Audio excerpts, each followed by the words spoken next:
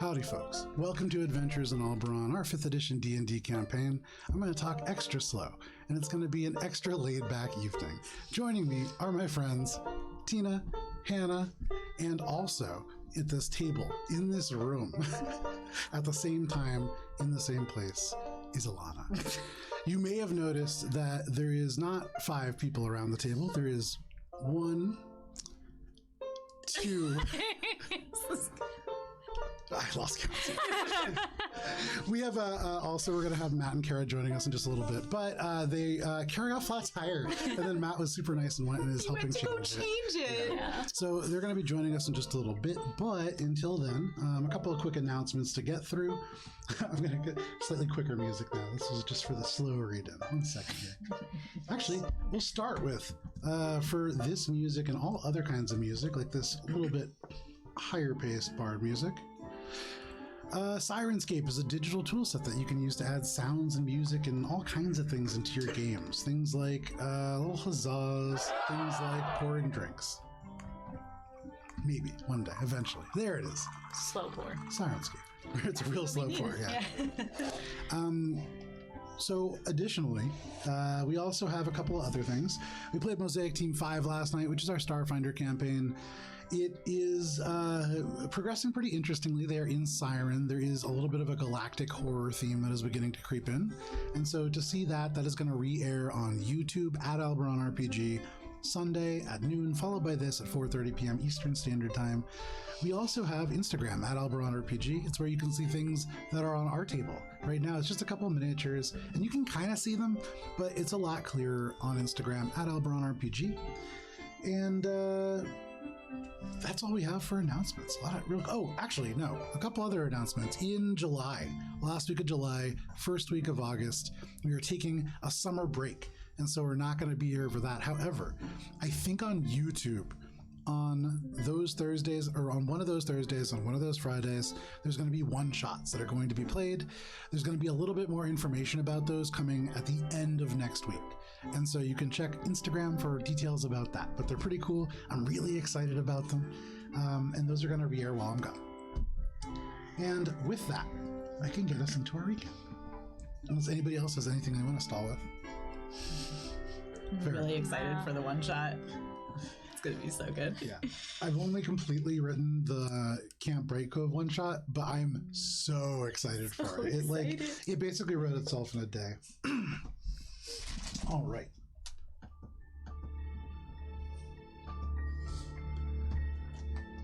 Wandering Hearts, those of you who are here. Last that we played, you took stock around the House of Yup. Yupple's small stone hut that was constructed with help from Patty and other Grung that across your adventures, mostly from Ori, was redirected to this growing community. You took stock with Ori finding a couple of things on the Hobgoblin. Cheshire looted yet more goblins. Billy ascertained the scientific principles and practices that the wargs were dead and not set to transform back into any other form.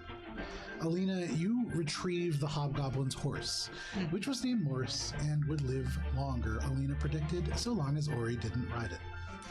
After promising to try and send help Yupple's way and mounting warg heads to stakes around the campsite, you set off towards the spire proper.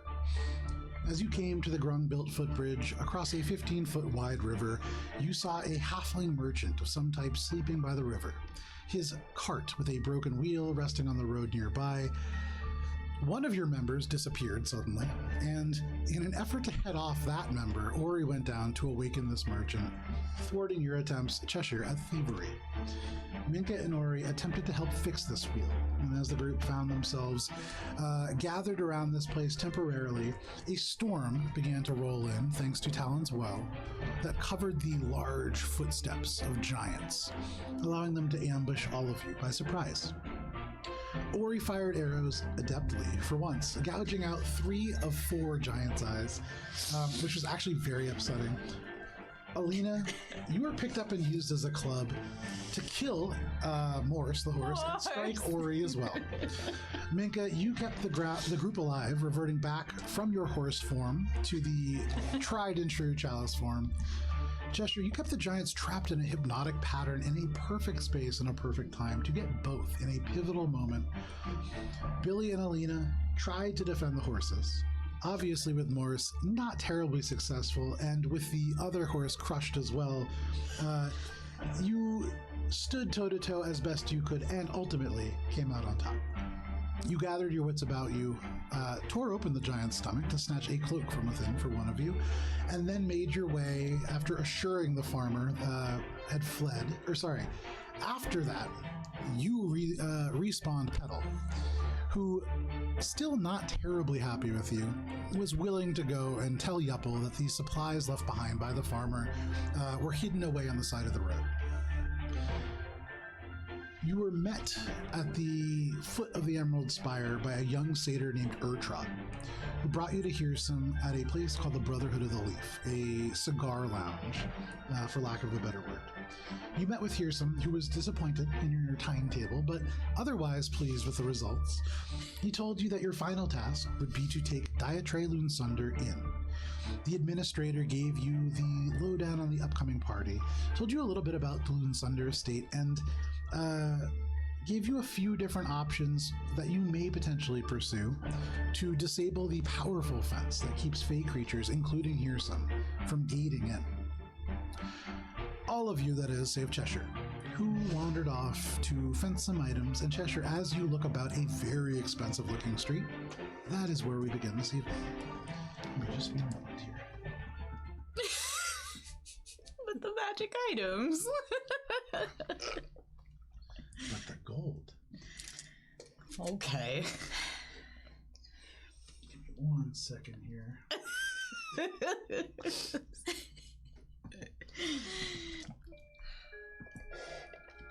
Cheshire, you stand on Cadiathian Road. This is a street that, as it stretches down, you can see on the left-hand side these beautiful magic emerald structures, faceted with elements of imported stone, separated by 50-foot wide gardens of roses. And in this huge vertical spire of a city, space is definitely something that is a luxury. And these huge empty spaces speak to the wealth of this neighborhood. You can see there's a couple of different streets, or a couple of different streets that lead into this one. And along this, there are several shops. However, as you are kind of gathered around, what are you looking for? I am looking for a shop where it looks like I could sell some weapons. Okay. With that, I mean, for this particular street, you know of the painted suit. You do see the RNZ Taj collection, which is like a jeweler's, and that seems to be like the kind of like gaudiest store here in terms of like, I mean, there's a butcher shop, and then there is an archery sort of store that is called Fletch Me Another. You do know there are other stores down on the Warm and Welcome Way. There is other stuff like further into the spire. Fletch Me Another. So good. We'll start with the archery store. Okay. You begin to make your way over towards the archers, and as you do, seeing the sign wooden, this trio of arrows that are kind of splitting a single target, and the words "Fletch Me Another" underneath, the air around you gets darker, and you look out through the semi-clear emerald, looking for clouds going over the elements of sky that would normally peer through the astral eclipse. Nothing's changed outside, but all around you the air does get darker. And you begin to see, floating throughout, small strings. And these strings are dark. There are many different textures and colors subtly woven into them, but many of them dark and hard to see close up. There is one in particular that attracts your attention, though it is dark at its core. As you gaze at it, and it seems to not be woven and kind of tangled into others, there is a woof of pink that seems to glow from within. And this seems to travel almost straight and true, and then right around a road called Tinder Club Lane. Follow it. Okay. You follow it. There are people that walk here and there on the street. It's about 5 o'clock in the afternoon, and as they pass, you don't really make an effort to get out of their way. but they do seem to part around you. And for people who are this wealthy, that is kind of unusual. You're used to being able to almost count on them, assuming that you were going to move, to use certain sleight of hand techniques to separate them from their belongings. They seem to be almost avoiding you unconsciously, but you follow this strand. And as you do, you find Tinder Club Lane to be a pretty regular, albeit wealthy, residential road. It does get a little bit more elevated, and you can see it gradually forms almost like a ramp to probably meet the secondary or the next level within the spire. There are carts passing here. In Cheshire, you can see there is one approaching, and from this string seems to be leading to, and the string is getting tighter and tighter and tighter. Are you doing anything? It's heading like toward me. Yeah. Is it covered? Is it like yeah, it's a covered cart, and you can see drawn by 2 horses, both brown. You can't see a rider. The reins disappear into the covered wagon, and so hard to see like who is driving it, especially as all around you it is weirdly dark. Carts go by, and this one is getting closer. Is there anything that you want to do? I'm getting in it. Okay. Stealthily. Go ahead and make a dexterity saving throw. Pretty good. It's 24. Okay, with a 24. Not quite high enough for both, but in this moment, as you kind of time it and leap, the cart hits a little divot in the road. And in this brief moment, you watch as the string flings away from the cart and traces a small velvet-lined box. And you watch as it goes just over the edge of the street. And in this moment, with a 24, not a 25, you do have just enough to either grab the box or get aboard this cart. Which are you doing? Okay, you dive. The cart lands on the road and continues onwards. You hear like one of the horses neigh, and in your hands you hold a velvet box. Another cart goes by. People are still walking, and considering you, bright pink, are stretched out in the road holding this velvet box, nobody making a huge commotion. And this string that seems to disappear into it suddenly disappears. The darkness begins to kind of fade back, and all of a sudden you find yourself in a street. Somebody kind of bumps into you from behind and it says, "Oh, excuse me," and continues to walk. Kind of use the momentum of coming out of that to correct myself and move back in the direction that I came from. Yeah. But I do want to examine this box. Yeah, go ahead and make an investigation check. You pop open the box.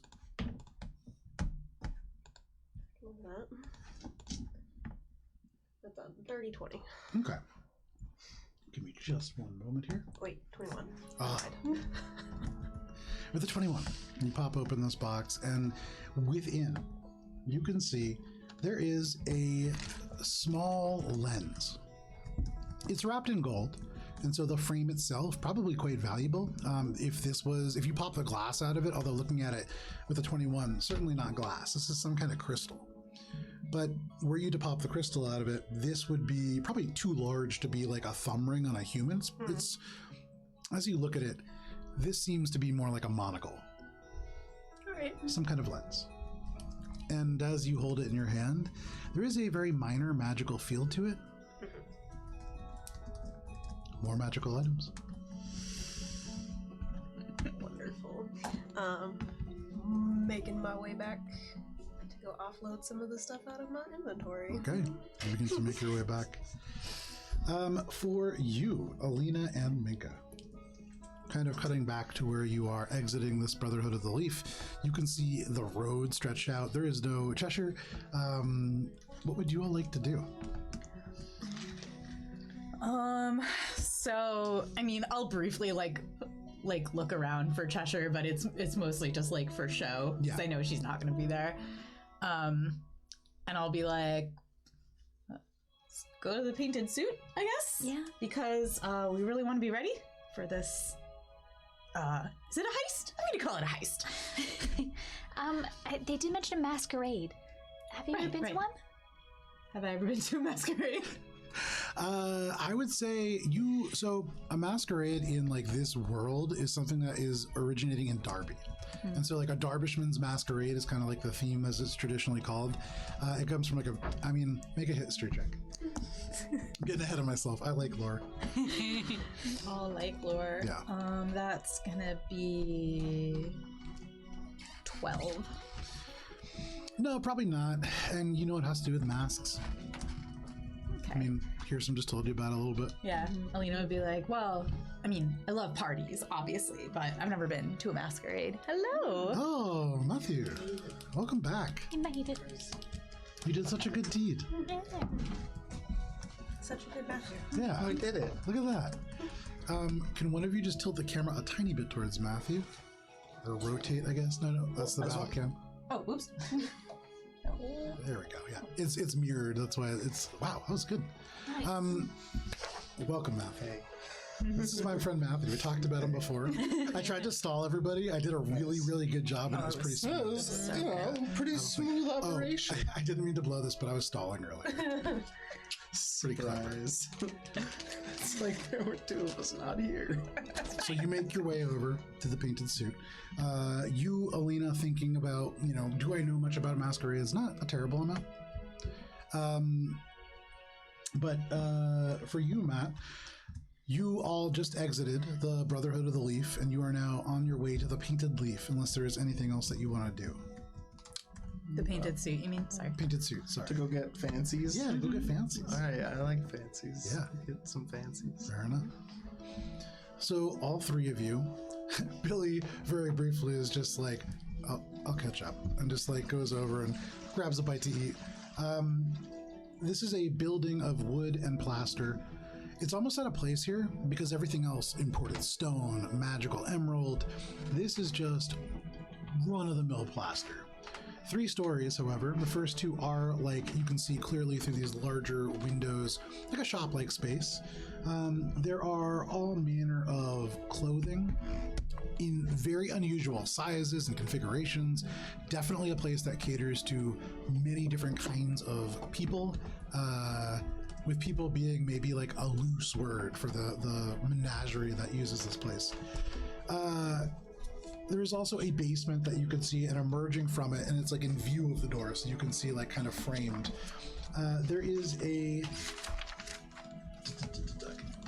Darbishman. What? The Darbishman's ball. Hello. Hello?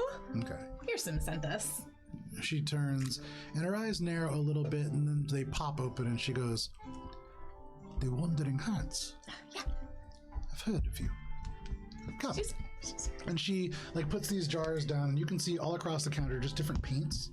But she makes her way back and down the stairs that she came from. She turns back over and she says, "Please do not touch the railings." Wanders down around the edge. Does it seem like she wants us to follow her? Okay. I do, and I don't touch the railings. What's so fancy ass railing? Make an investigation check. No, they're regular ass wood. Free knowledge.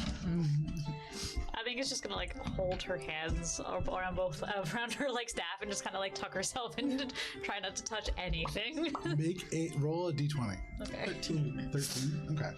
With a Regular ass 13, wood. you look down at this regular ass wood, and it's both regular and ass, but at the same time, it's This wood is at the very ass. least, it's not like a high quality wood. And for this really wealthy neighborhood, it is painted. It is not like no, it's one. A 4? A 4. Okay. So, Minka, as you walk down the stairs, this little string that you keep holding up and have yet to detach from your arm that once held parchment to it, just like it's wrapped at one point around the railing, and so you then have to like pull back. They don't seem to notice, but you kind of like pull it away. You all make your way down the stairs. The bottom of the space is relatively plain, similar to much of the other parts of this building. It's almost like care has been taken to make this a more mundane place. There is here and there spattered along the wood of the floor, little bits of paint, a lot of blue, a lot of yellow, a lot of red, a couple other colors. But she looks at the 4 of you that are gathered around. And Cheshire, are you making your way like roughly in this direction? That would be the goal, yes. Cool. So the 4 of you turns over and just says, "So who is first?" All of you, I presume. I'll go first. Okay. So what do you want? What's on offer? She looks around and she's like, Harrison didn't tell you. No, all we know is that we're going to a masquerade party and we need to fit in. She like reaches into this little like pouch that she has at her side, and she produces she reduces a it's like a tiny paintbrush, such that you would paint almost like a miniature. And holding it, you can see the handle of this seems to be almost like mother of pearl. It's this beautiful paintbrush. Aside from that, like kind of frizzy at the end, and like it's the kind of thing that you've probably used like a lot and is now definitely dry brushing detail. But she holds up this somewhat like misshapen brush, and she says, I can paint whatever you want, but it should be something that is representative of you, or else it runs the risk of imparting its character on you instead. Okay. Okay, so like you need to know about me, or maybe someone else should go first. Yes. Anyone else? Billy steps forward. Yes. I like pointy things. And Billy gestures to all the weaponry. I want to be able to use the pointy things at any point in time. Mm-hmm. I need to be able to move. Mm-hmm. I need to be able to look good, but not too good, you know? You don't want to look too good because then people notice you. From what Harrison says, you cannot draw too much attention, but you need to fit in. What's that? Yes. And Billy kind of gestures to her, like, drably colored clothes, aside from, like, the red belt. Colors aren't really my thing. Kind of got enough of that up here. I was going to suggest something more neutral. But she steps forwards and she takes this paintbrush. There's nothing that you can see on it. And then she just taps it on your nose.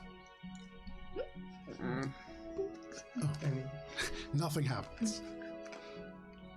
Do you need, like, more information? No. Or? It worked. What? Any notable changes after the booping? As far as you could tell, no. How do you know it worked? Well, because it's magic. She turns over to you, Ori. She looks at your staff, and then she says, tell them. With magic, you know if you've used it. You're from the Magiocracy. This one is deeply magical. It's not really this. Yes, everyone who can produce magic can do so very, very notably. It's true. So, it has worked. Yes, it has worked. Okay. But she doesn't look any different. Oh, you want it now? Oh. Is this something that we can, like, activate? My understanding was this was tomorrow. Yes. Once this activates as a bonus action. So the way that this works, this is essentially giving you. So confused. It's okay. This is essentially giving you a token that is going to allow you to cast what is a slightly. The duration is just a little bit different for not for alter self, for Disguise self. Disguise self. This disguise self, as it is applied with something that is called the Master's Brush, is something that will stand up to physical touch. It can be dispelled by magic. It has some of those same magical drawbacks. It does not have the drawback of somebody being able. It's not an illusion, technically. Okay. It's conjured. Thank you. I get it now, says Selena. And then he's like, oh, okay, me next. So, 1 hour you will have. Great. No after party for us. So we have our own after party. Yeah. We'll just have our own after party. Billy kind of, like, quirks a smile at Ori, just like, just have our own. He's like, Fair enough. So who's next? Me next. Okay. Okay, so I worship Cernunnos and you know, spend a lot of time in the Feywild. I don't know why I'm talking like Minka right now. I'm just excited.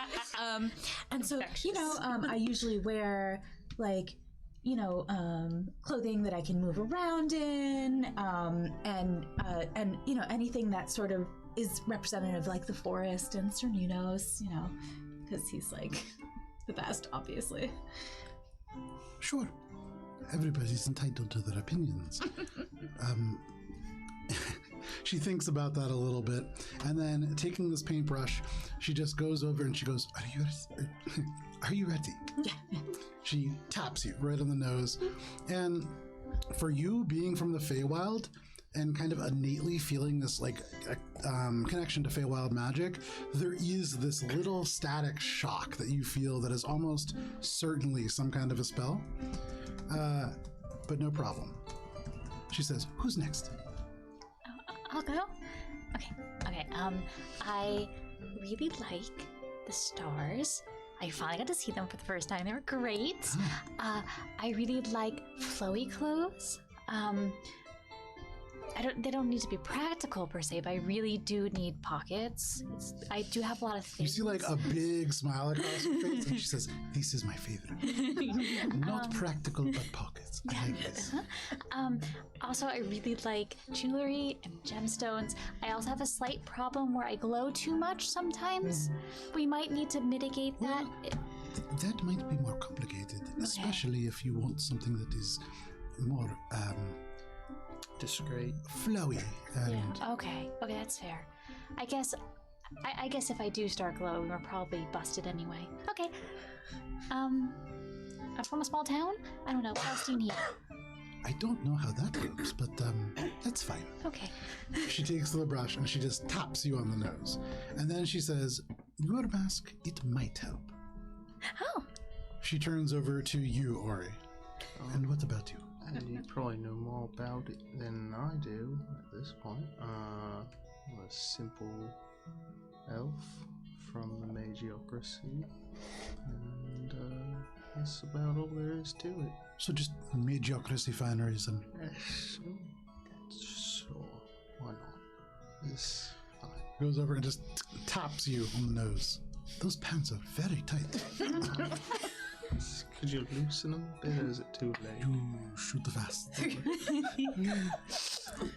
been there in a while. It's mostly robes, but yeah.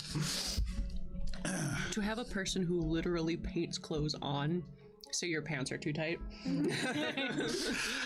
She is also going to look around at all of you, and she's going to say, there was supposed to be one more. Yes. I'm sure she'll be along.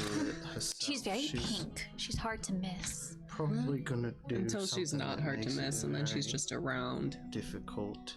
When she arrives, maybe keep an eye on your valuables. Well, I don't keep.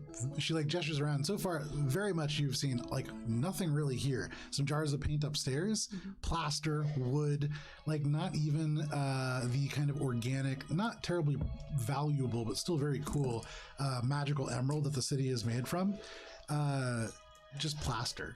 And so she kind of gestures around. And she says, "It will be okay." Okay, well, we still need to do other things, so we don't... Do you know anything about the rich people around here? Well, that's most of them. Yeah, we're going to the party, and we're supposed to pretend to be rich people, and you may have gathered from our presence. Small town. Yeah. Yes. Well, nobles, merchants. What are your connections? None. But the staff. It's a gift. Inside check. Yeah. You're making an inside check. Good inside check. Their eyes narrow. And they kind of, their eyebrows furrow a little bit, and they just go, yes? 21. Okay. Yeah, 19. It is a gift. And for what it's worth, with those checks, Ori, just seems a little bit confused.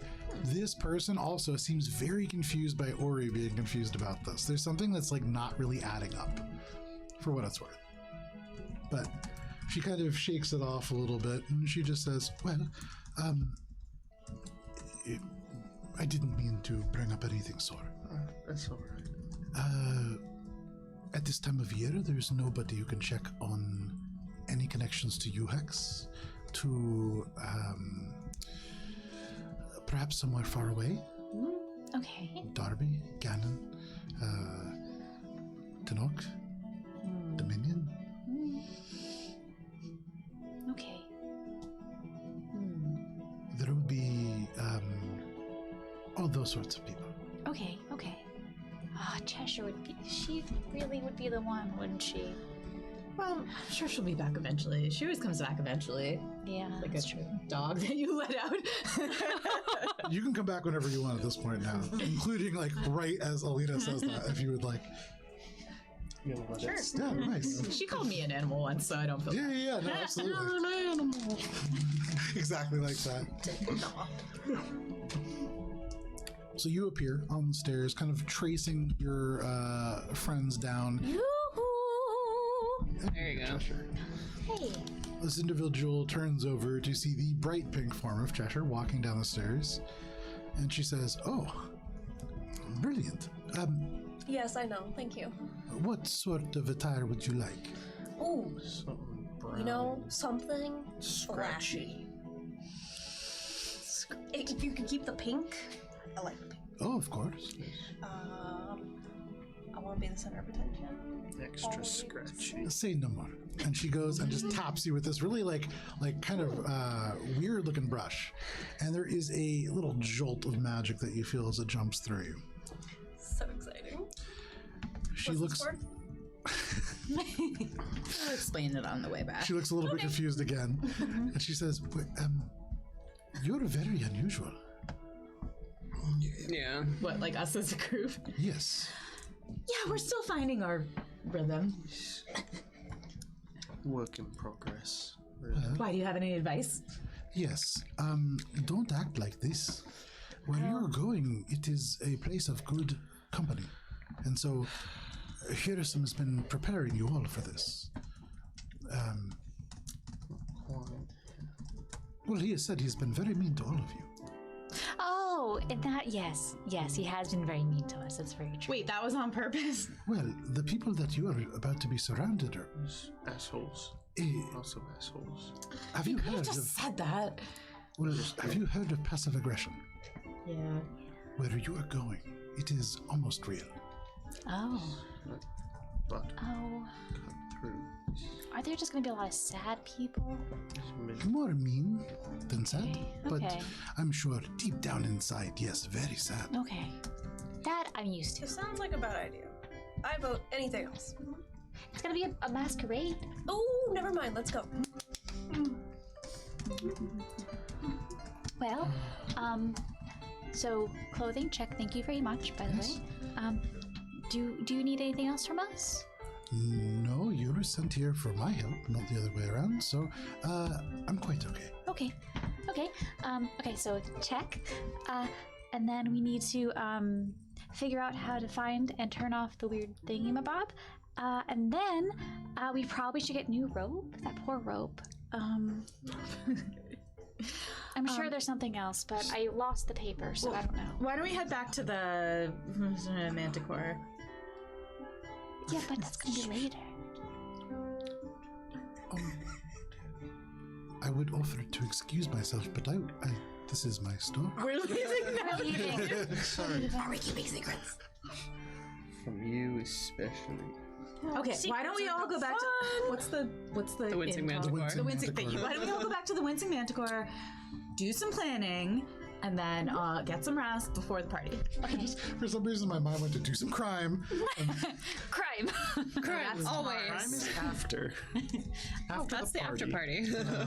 Yes. And as she's leaving and walking toward there, Alina's kind of carriage has kind of changed because she's learned now that Herson being mean was like all just part of the plan, all just a part of the test, education. yeah. So she's like, okay, like he's been teaching me. This is good. So she's carrying herself a little higher now. She feels like she's really learned something. I've been receiving guidance. Yeah, exactly. So, For my own good. Right, he does care. Exactly. It's like so you make your way down Kadiathian Road, following almost in reverse the path that Urtrod showed all of you. And before too long, you can make your way to the Warm and Welcome Way. And just a little bit past the midway point there is the Wincing Manticore. The wooden sign, poorly painted, supposed to be a fierce manticore, not quite. The door is open. Yeah, you're welcome to go in. So, Okay. What time is it now? at this point, it would be close to like 6 o'clock, probably. Okay, we definitely should not get into a drinking match with Crispy. It is unpredictable. You can't be a cow again. At least not for this particular adventure. Might work as a distraction. Oh yeah, you know what? The balancing trick was We'll just have a regular beer. Ori. Don't talk to me. Don't touch me. All right. So Pearson said that we have two options. We can either infiltrate the party and find the device that's powering the gate, and then the Luxagi will go in and get him. Or we can just break in and like kidnap him. That seems less. Yeah, I vote for going to the party. Okay, here's my thought. So I have this ring that I can go into. If I go into the ring and y'all enter the party, then I can pop out of the ring and no one will know I'm there. All right. And then I can... Oh, the old ringing out. And you can see Crispy, the little Hey, Crispy. gnome, kind of make his way up. His eyes almost like shut over with age, but he looks up at you and he goes, Ori. Not tonight, old man. Make a persuasion check. Have a regular beer. She, no, That's all right with you, Crispy. 17. Okay. He goes, Ori. And then she just goes, not tonight, old man. And she just goes, oh, not tonight. Not tonight. Just one. Not tonight. Just later. What can I help you with? well, Just we like some dinner while we plan? yeah, we need to plan. Okay. We're going to a party later. Oh, so nice. What party? Tomorrow. Some. Who are we going to see? Do It's you know just anything some about rich bigwig. people? A little bit. Okay. What's his name? Oh, it's Diatray. Diatray Lunsundre. Lunsundre. Lunsundre. Plausible deniability says you shouldn't ask. Yeah. Yes. Diatray Lunsundre. They live on Wolfsbane Boulevard. Nice part of town. We've heard. We're supposed to go to and do things there, but we might have to pretend to be rich. You will. That's in the Fae Spire, the center part of the Emerald Spire. Fancy. Oh, okay. If I were out of you, I would take the lower phase green belt instead of Wolfbane Boulevard. Okay. It runs about parallel. Is it? More discreet. It's prettier. Oh, Oh, green belt. Wait, is there like gardens, or is it more emerald? it's probably. No, it's growing green things, Oh, but it's grown magically in the darkness there. oh. Lots of cool little creatures. Most of them glow in different ways. Like the fireflies. Just like you. Different ways. Okay. So, do you know anything about this Diatray Lunsundre folk guy, man, person? Not much. He hasn't done very much with his life, but his ancestors are quite rich, and he was born into money. So he's definitely sad on the inside. Yeah. Hundo P. Well, that's good to know. So how about that regular beer? Oh, 1 minute. Let me Fine, get dinner one started." regular beer. And he like goes over to the kitchen, and you can hear like stuff scraping around in that back room that you guys have seen. And if you want, you can go back there to plan, but he's definitely like popping around. You can hear things starting to mix up, and you smell flour. What was that?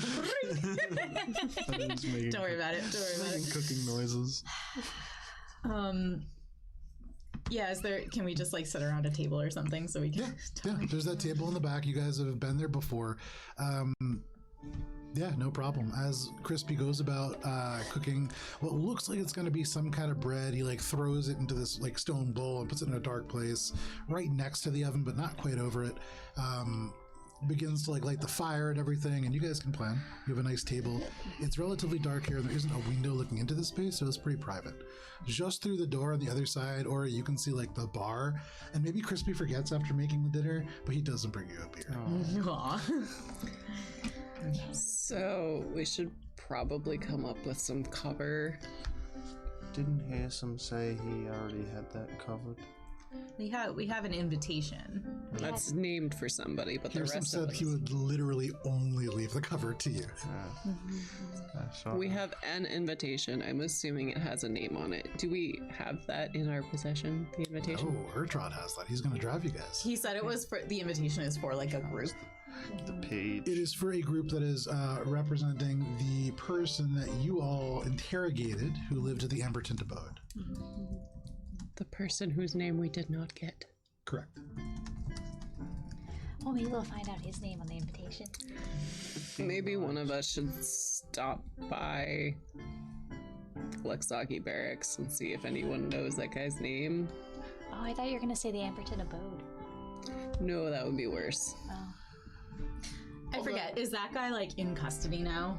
Yes. Okay. So I mean, we could just go talk to him. Do you think he'll give us his name if we say that we're going to this party to infiltrate it and take things over when he thinks that we're... We're not gonna say that. Make your way. I think just asking Wait, the... Or he leaves. Where are you going? I'll go. I said it. I'm going. We didn't hear you. I said that. It's you gotta like- listen. I'm leaving. Nighttime. But you have to make sure that people are listening to you when you talk. He's gone. And you watch as Ori heads over in the direction of the Luxagi barracks. So if we ask the Luxagi, then we don't have to, interrogate a prisoner to find out his name. They probably got it when they have paperwork for that, right? Sure. It seems like something they do. So should we follow him, Ori? What? What? Who are you talking Are you about? following Ori? I'm gonna like follow him out into the street and be like, "What are you doing?" How far away am I? I mean, it's literally like 4 doors down, so like not far, even if you're there. I'm going to interrogate them. You don't want to wait for the group? Well, you just ordered food from Crispy. Y'all gonna leave? I'm just getting some air. I'm gonna go check it out. Okay, I'm gonna say to Billy, I'm gonna go with him, and I'm gonna go with Ori. Fair enough. Side note: has Petal returned yet? Yeah, definitely. So at this point, Petal would return. Petal, He's hanging out on my shoulder invisibly as usual. Petal would reluctantly tell you. I feel like she would tell you that with pleasure. Yeah, that was not reluctant at all. That was like immediately spawned first words out, and then after that, and Yuppel says hello. But also that yes, Yuppel will go and is delighted by the supplies. He's upset that it's going to hurt his hands, that he has to carry them and drag them all that way. But most people don't tend to remember him anyway, so this is pretty good. His words. I'm gonna offer Petal a little hug if she wants one. Okay. Like, do you want a hug? No. Okay. Also, that farmer went there. Oh, good. To Yupples? She's invisible. You can't see her. And we talk telepathically. All right, when I catch up with Ori, I'll be like, "Hey, good news! The farmer made it to Yupples." Oh, that's good. Yeah. Yeah. Anyway, I'm coming with you. Oh, okay. You make your way over to the Luxagi barracks. This is the stone building that at one point, Billy, you are the flag of. This is a 2-story stone structure, and as you enter, you can see there's a central table of circular onyx, and there are these arcane glyphs that before were floating around, at the moment inert, and so there is no kind of arcane map that is projected across it. But there are several leather-armored members of the Emerald Spire's peacekeeping forces, dyed in dark green. Nobody that you recognize at this moment. But to save you some time, this is not a prison. This is just like a place that they are, and so that gentleman is not there. They would be happy to tell you the name as soon as I find it. So, hey, Session 4. we're working with the administrator. Wanted to get the name of the fella that we captured, dealing with the murder that happened the other day. Oh yeah, I'm kind of new. Give me 1 second. Yeah, And then he take just your time. goes over and finds the... Nothing better to do. He pulls out a giant tome that opens this way. And then he starts like paging through the tome. flicking the But pages. he flicks the page like Yeah. this. They're all written on stone slabs. Every once in a while, Just gotta go he to the stop back to like room. lick his fingers or whatever. It's very unpleasant. Each stone slab is 50 pounds, but it only holds There's- one name. There's weird clicking noises.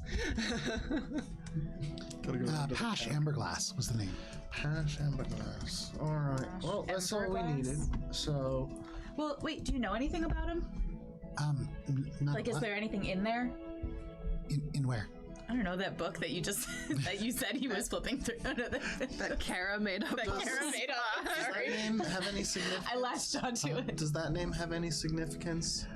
Make a history check, or actually no, make a flat intelligence check because I've told you guys this before.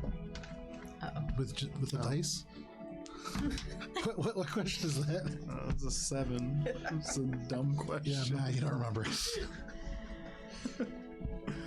I would say. I wrote stuff down. You remember that the Amberton abode is in the district known as the Mirthsod, but not much aside from that. I mean about the Amberglass specific or name. Emberglass? Amberglass. So the Ambertint abode is Yeah. owned by Pash, P-A-A-S-H, Amber Glass, A-M-B-E-R Glass.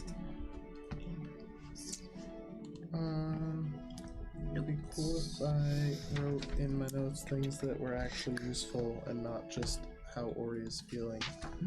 It's a lovely journal, though. Somehow this guy didn't make it. Anyway. Okay, well, thanks for help, I guess. Oliver's Crispy, Chase the Fletcher. Well, alright, well, that's all I needed, so Let's go. thank you. Glad I could help. This brand new Lexagi member, the person who is taking that's Faywin the Arya's captain. place as they have been like elevated up into this temporary sergeantship. Lost. Poor Sans. Ost Woodwind is the sort of ancient satyr that is the caretaker of the And I Amberton have his abode. glass. Yes. No. No, well, you have the No, I glass have of the glass servant that. from the servant who gets Yes. The servant is the guy who you guys killed. brings the drinks to and from. Polished planet. That was a revenge strike. This has been fun. Okay, so Cheshire's leaving. But we don't really have a plan. As we're like walking back and we're like, wait, don't leave, stop. Billy never left the Wincing Manticore. Billy's just like, Amberglass was the name of the I think it's all just person you. that we captured, so okay, so we've got that's who that. we're going with. okay. So Is, Pash is a guy. This is, So that's Pash. What if they know him? What if someone knows him? I just saw. Oh, we know what he looks like, right? Crispy kind of walks in and goes, well, you said it's a masquerade, right? Hey, you see the masquerade. We're supposed to be keeping your identity a secret. Okay. here's some mention it was a guessing game with the so they're all trying to figure out who everyone else is. Like So a once big you get mystery. past the gates, you won't need to be any particular person. Right. We just need to be rich. And we probably should come up with like names for ourselves. Code name. Sure. Okay, because we can't use our real names because that's like the antithesis of what we're supposed to be doing. We're supposed to be right. secretive. Okay. I'm getting this. I'm following. We're getting it. Okay. We need to figure out what the thing is that's making it all anti-Fae. That's probably magical, right? Yeah, is it okay? I'm I'm gonna be going in there. Or satyrs are fae, right? Satyrs are related to the Feywild, but not fae. So like being like true fae. Okay. This is something like an archfey or something that spends a little bit more time. Hag. Yeah, this would certainly prevent a hag. These are basically creatures that fae is kind of like a general term, but creatures that spend most of their time within the Feywild will be most affected by this. Wait, what Do I think Petal? Yeah. Petal probably will not have a great time going through there. Okay. I'm Petal like, doesn't have a Petal, great time you can stay often. here. It's okay. You don't have to come. Safe to raise your vehicle. Is that how to change a tire? I needed to know how to jack up my car. It's hard. It's not an easy thing to do. Okay, well that's upsetting because Petal would have been really helpful on the inside. But I'm not gonna make you go in there, Petal, don't worry. You feel like she kind of like shifts away, but she seems a little bit less angry at that. Okay. We can. We need to be sneaky, right? Yeah. Once we get in, we're gonna go try to find the thing or arrest a man. I think we should find the thing. Seems like two very different concepts. Are you guys back at the Wincing Manticore? Yeah. Okay. Rules is written. Yes. Billy is classified as a fey creature. Yeah, as a fey creature, but like I said, it's a pretty general term. Okay. And so you not growing up within the Feywild and spending time more on like in Everest and like the quasi edge, you imagine you're going to be affected in the same way that like Hearsome or like a full fey creature would be. Okay. What if Billy just gets really bad tinnitus the whole time? What? Acid reflex. You don't need to bring both of my real life afflictions into the game. Okay, so we need to decide: are we going to try to just arrest him right then and there, which I don't think is a good idea, Should or cause a scene. yeah, which I mean, Would be good. wouldn't be good. Well- So probably what we need to do is find the device that's powering the fence, and then like depower it, and then the Lexagi can just come in and do their thing.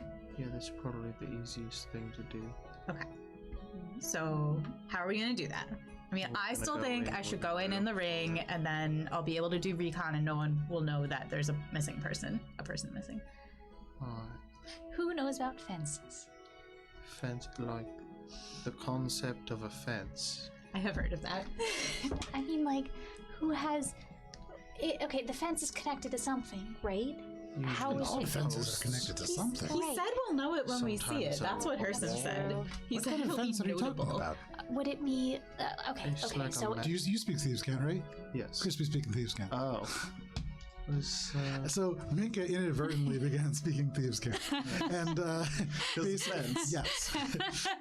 And so all of a sudden, Crispy's like, "Oh yeah, I know a fence. Like, what kind of fence do you need?" And Minka just goes, "Well,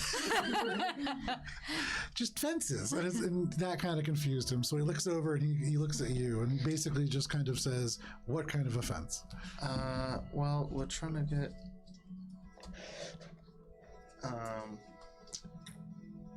this magic, and we don't want to trip it. What? I'm not talking about. Cheshire's gonna intervene, and in Thieves' Cant, place to offload magical items. Okay. God damn it. We don't know, those could have been useful. I want those magic items. You talk about a decorative fence, one filled with shiny baubles. And Crispy goes, "Those are hard to find." That's not what we're. No, not that kind of. We're talking about a physical fence. You might be. I'm talking about this kind of fence. Yeah, No, I know that you're talking about I that don't kind know. of fence, but I'm not talking about that kind of Can I fence. I'm tell talking about that this a kind of Thieves' Cant fence. situation is happening right You now? don't speak Thieves' Cant, right? No. Make an insight check. I'm talking about. Look. Natural 20. Oh, hell yeah, you do. Yes, that would be a very lovely fence for a nice yard. or Alina's something. gonna- We're not okay. going to a yard. We're going to the You need to party. make it pretty, Ori. It's not about that. Pretty. right So since now. Alina has figured out that you guys are doing a thieves' cant, this is, and Cheshire's talking about pretty things. Can I say this reminds me of the fact that Cheshire has multiple magic items in her possession? Yeah. Okay, cool. So Alina's gonna be like, oh, speaking of which, Cheshire, those magical items that you have, those might be useful. Ooh. Okay. That's why we don't need. We should probably identify them, Well, don't I you mean, think? that's how you would sell those things, Right. especially We're not if they were trying to found. Don't know what you're talking about. Yes, you do. Found, of course. You find everything. Nothing in my head. Billy. Billy, she's got magic items. There's 3 of them.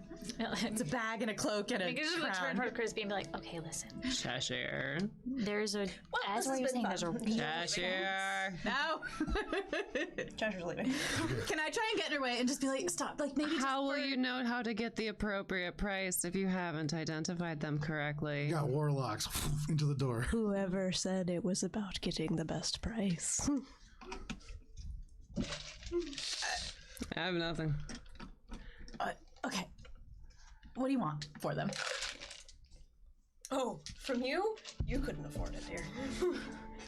I mean, are you coming with us on this situation in the party? Don't you think that having some extra, support would be good? Yeah. I am the support. God, you're the worst. Why, thank you. It's so thoughtful of you. I put so much effort into it. We can tell. I know. Cloak is. Oh, the crown would be nice. Yeah, and that bag. Yeah, a lot of things would be nice. It's wouldn't almost they? like But we're a sometimes you don't get team. what you get what you want. And, if like one member of the team has things that would help the team, They should use them, yes. Okay. Well, Are you saying you know what they are and you don't think they'd be helpful? Whoa. No, they're gonna be helpful. There's no reason. How? It's not worth it. telepathically, I'm gonna ask Petal to try and go into Cheshire's bag. Yeah, make a stealth check. For Petal make or for me? No, make a with Petal being invisible, no problem. And make very a small. make a sleight of hand check, and this is whether or not it can be like without being detected. For her. Yeah, because she's invisible. You can't see her. This is about like the tactile part of this. It's a 9. The 9. You feel. Oh, wait, her stealth is +8. Is it? So it's, but it's Sleight of not hand, stealth. sleight of hand, yeah. So it's not stealth. No, she's presumed More to different. pass the stealth Okay, check. 9. Yeah. Okay. So with a 9, you hear this, and you've heard Petal before. It's different than a mosquito for sure. A little bit larger is a sprite than a mosquito. Large moth. Make a dexterity step And for or splat save for Petal. 23. 23. No problem. You feel the little current of air go around you, and you just hear suddenly in your ear like a blast of Petal's voice just go, "Hey!" And yeah, exactly. And just kind of peels out, and then she right back onto your shoulder. Look, no one's saying you haven't been useful. I am. oh, But- she's actually saved us quite a few times. You've She's also made my life caused a few incredibly miserable. interpersonal issues. Nothing. I'm just a little worried that, if we don't feel like you've got our back, then this isn't going to go very well. It'll be like the last group. Yeah, we've heard about the last group. They set that one guy on fire. Is that what happened to the bed? Yeah. You did blind us that time. And that other time. Oh, that was a huge fire. Did I though? I don't think I did. Random ass magic that appeared while we were trying to do something and you were chasing Ori down, screaming, Ori, give me back my stuff. That has nothing to do with me other than I was Stuff chasing. to begin with. Okay, if you're gonna go, at least could you bring back a really big diamond? My flute would be nice. How big? too. And then Minka's gonna hold up his eyes of what she would assume a 200 gold piece of When diamond. Minka goes like this, because it's still pretty small. Yeah, just When like, Minka goes like this, you just see 200. Just appear right now. Yeah. 300. Probably about 300. probably about a 300 gold piece. yeah, diamond. 300. Okay, and go. Okay. Okay, fine. Well, if the diamond will be helpful, then It will be. Okay. Hopefully we'll never have to use it, but with our track record, we'll probably have to immediately use it. Hold on to it tight. I know I'm not great with the whole, like, teamwork dynamic thing, but... Oof. Yeah. Well, in the meantime, we'll just use what we have here. And probably a new rope, because Oh yeah, I'm that gonna might ask. be I'll helpful. be like, hey Crispy, do you have any rope lying around? Yeah, Can I have like 60 feet worth? sure. Maybe Okay, like thanks. 150 feet. Well, let's not get crazy. All right, 75. Just so you know, it might be coming back in shorter lengths. 90 feet. That's okay. We have a bad track record with I know. rope. We like cutting it up into smaller pieces. You would remember, like, I think the last time you were here, I can't remember in what context it was, but you guys kept splicing your rope again and again And then tying it back together. Yes, that's, Not proud. Okay, so is the plan? Okay, so the plan is to go to the party. I'll do some recon, try to find the item, and then Yeah. I don't know, steal it. Well, we need to deactivate it. Yeah, deactivate it. It's probably a Which- simple.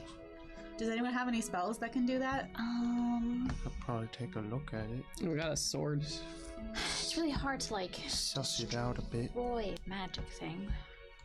We could disconnect it, There's probably maybe. some way to disable it. Yeah, and if it's small enough, maybe we could just move it. If we take it outside of the house, then we can bring it to Hirsim and he can deactivate it. But we can't bring it to Hirsim because it creates the anti-Fey field. Oh yeah. you just murder here. Oh, Cerritos, hi. Ugh. Crispy! Yes.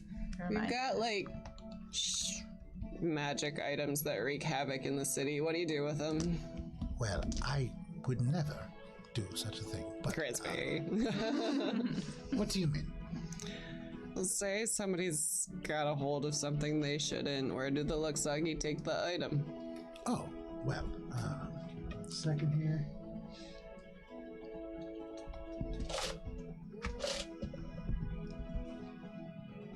That's what I was thinking too. But I don't know if it would work. Just The nearest volcano's kind of far away, so the Sagesal. It's the prison that is located at the top of the facet of the Magus. What's it called? The Sage's Island? The Sagesal. Segesal. Sage. The Segesal. Sageasal. Thank you. Sagesal. Segesal. prison for like things. So. Well, sometimes it's a series of demi-dimensional cells. It sounds like it sucks. Oh, I'm sure. It's what prison usually is. It's another plane? Ish? Well, I guess if you were to think about it like that, each cell is its own plane. Oh, But very small. okay. Uncomfortably so. And they keep people in there? People, Or things, items. a house, all sorts of things. How do you fit a house in a small... It's probably a little bit bigger. You'll be surprised. Houses can do all kinds of things. Crispy, you're just full of odd knowledge. I appreciate that. Thank you. Alright, so we'll get back to you on the fence, because I do want to know about that very lovely fence that you were talking about, but we're trying to take down a fence at this point, which is a very different situation, if you catch my meaning. I actually no longer do, but what I will say is, if you're trying to disable some sort of fence, you said something about disconnecting. That is probably a good idea. It's easier to remove a door than to knock down a whole wall. Alright, True. True. alright, so we find the door and we open up that. And disconnect. We won't really know what to do until we see the thing. That's true. It's also a very big estate. Yeah, we'll split up. a Are bit. there plants in the estate?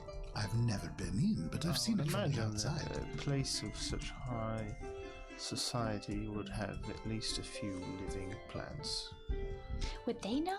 as decoration. The plants, Yes. if you could somehow speak with them, then they could perceive the That's very doable, but situations and do they happenings perceive magic? around them. I guess Do they they're perceive Feywild. anything? You would know or- better than us, I think. I think a plant that was native to the Feywild may be able to feel it, and they probably feel kind of irritated about it. Maybe if we find a plant that's not doing so hot in there. Would So, they be upset Behind if the they're in a house, there is, I mentioned to your friend, a place called the Lower Face Greenbelt. Yes. This is a place that is full of different greenery, but also magical creatures that keep that Right. habitat sustained. And so maybe something from there. something they've got on their yard or something? Oh, maybe one that was really irritated because they can't get inside, because maybe there's like a fun snack in there and they can't get in, so maybe they'll know where the thing is. Okay, what if, and she's gonna like turn to where Petal is invisibly on her shoulder. What if you came in because maybe like you would feel the effect of the fence and maybe you would be able to tell like where it's coming from most strongly? Make a persuasion check. Are you saying this telepathically? No, I'm saying it out loud. Well, you could just not. Dirty 20. You meet Crispy's gaze, and he just goes, I don't think I'm going to go with you. But in was your talking mind, to Petal Petal, just yeah. goes, Petal says, I could try. I've never done anything like that before, though. Okay. And I mean, if you're willing to try, remember, Hirschman said he was going to reward us all, and maybe he can help us be a better team. I don't think it's us that really need the help, Alina, but I'll try. Okay, thanks. Okay, so Petal is gonna, and I just tell the group, Yeah, like, no problem. so Petal is gonna come in with us, and maybe she'll be able to triangulate. Okay. Okay, and last question, this is very important for all of us. How dead are we going to be tomorrow? If we're gonna be doing stuff, we gotta plan what we're doing, and if we're all gonna just immediately die, then I need to know ahead of time. I don't plan to die. Okay. I never plan on it though. Me neither. That's how I've gone so long. Sorry, what? What were we just talking about? How some of us do and do not plan to die. I would like to stay alive, generally speaking. So we can agree on that, I think. Okay, good. So you all agree on that. Cheshire, where are you going? I have multiple goals with this. Okay. Try to do this in a expeditious way. I wish to unload the goblin choppers and the arrows out of my inventory Okay. in some place that would give me a reasonable price for such things. Okay. Just make a general persuasion check. It's a natural 20. Very nice. How many choppers is this? 8 6,000 gold pieces. and 13 of those Damascus tipped arrows. Not a piece less.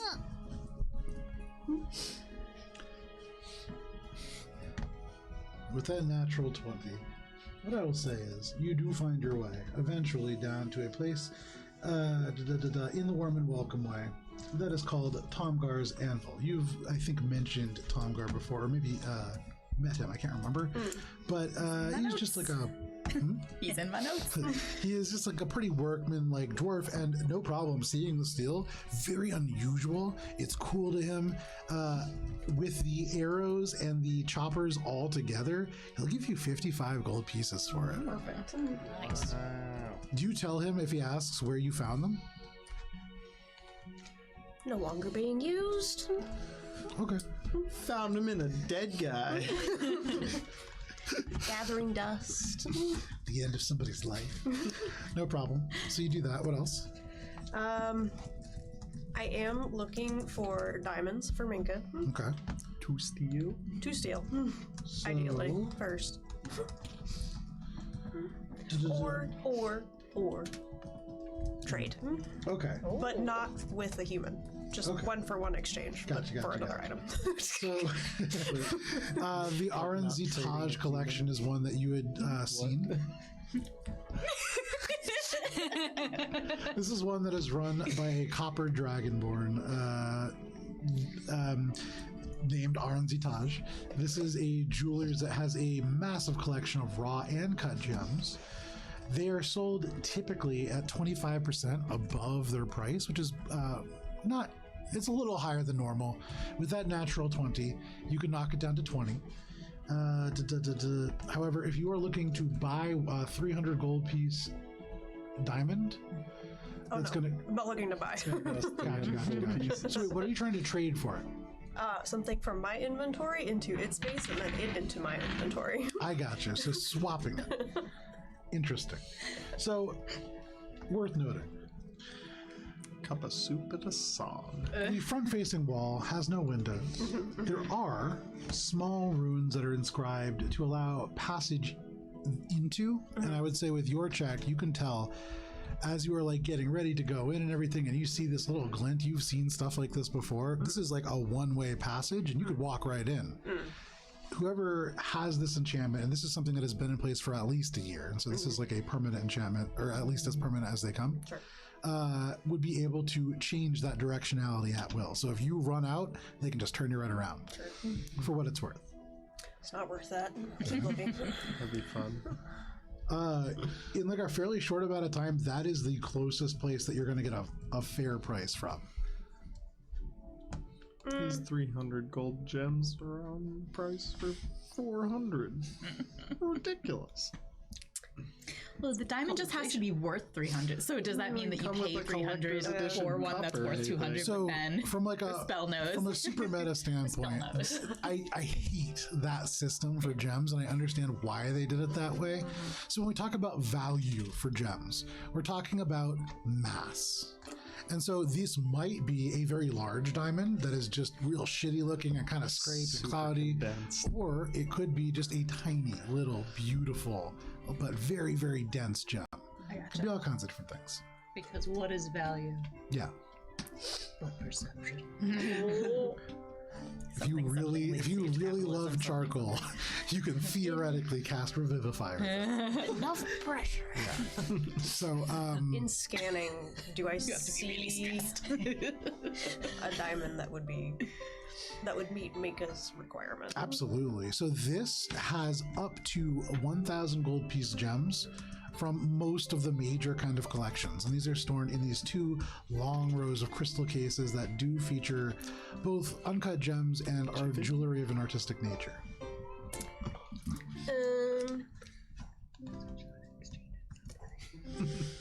I'd be willing to trade the tiara for it. The Moonstone tiara. Okay. Yeah, for sure. Go ahead and add a 300 gold piece diamond, add two 100 gold piece diamonds that they throw in for free. Complimentary. So ecstatic is Aranzi Taj. Complimentary diamonds. 2 300 and one. No, one 300 300, two 100 gold piece diamonds. Yeah, for sure. Bargain. What a steal. Oh wow, it was rare, one of a kind. Did Cheshire tiara. get had? Did Cheshire get had? But not for Cheshire's purposes. I know. Cheshire's doing exactly what Cheshire is meaning to do. So. And now the local jeweler just got a priceless piece of jewelry, and everyone's happy. Exactly. It's like when you It was probably a tiara of like being really good at sneaking around. would never know because Tiara I of never turning got stuff off. the hour of attunement. I think it might have been Tiara that of positive. There's nothing. It still is. I want to be really clear. Almost never is there something for people. The closest thing that I can think of is Gracial Duneth's Grin, which was for Brenna. Yeah. And that was like, But it was too scary. and but like, yeah, those are the kinds of things that like I don't have anything that is for people in mind. Everything is for everybody because it will be funny for some people and very appropriate for others. The acorn just comes to mind all the time. So no problem. And then I wish to create a scene Okay. for the purposes of lightening people's pockets and putting on a show. Okay, make a general performance check. I would like to be the drama. It's the bardic. I would like to rage. Is it performance? I like thrash. So 25. 25. No problem. With the 25, you put on a performance. Minka the what is it? The Minka the malicious. Malicious. Minka the malicious really beginning to like take on a life of its own. People are like humming along and clapping along, and you actually don't really need to like part people from their belongings. Little coins, mostly copper, but a few pieces of silver make their way in, such that you find yourself with 20 more pieces of silver in small coins. And you make a scene. There's a mild traffic jam along the Warm and Welcome Way at 7 p.m., which is very annoying for the people who live along it. So no problem. You do And that. after which I will return back to the... As you guys are like planning, it gets a little louder outside, and there's like a point where Crispy's like, so much noise, and he like goes out and he's like looking around trying to figure out what's going on. We And hear after, like the strains of Minka the Malicious come Yeah, floating. do we recognize the tune? Minka, you know, like the cocktail party effect where you just hear your there's a moment where the wind blows in and you're like, what? And you swear you heard your name in a sing-song voice, but then just like the crowd outside, maybe not. But Cheshire, you make your way back right as everybody kind of wraps up the quote-unquote planning. Wait, one last thing. Everybody needs a name. Your job, everyone, is to come up with a name for yourself before we walk into that party. Crispy. You're not coming. No, your name is Crispy. Yeah. Minga, minga, minga. Yes. So in your hands, you now have 3 diamonds. One quite large, the other 2 a little smaller. Thank you. You terrify me, but thank you. Don't ask where they came from. Pockets.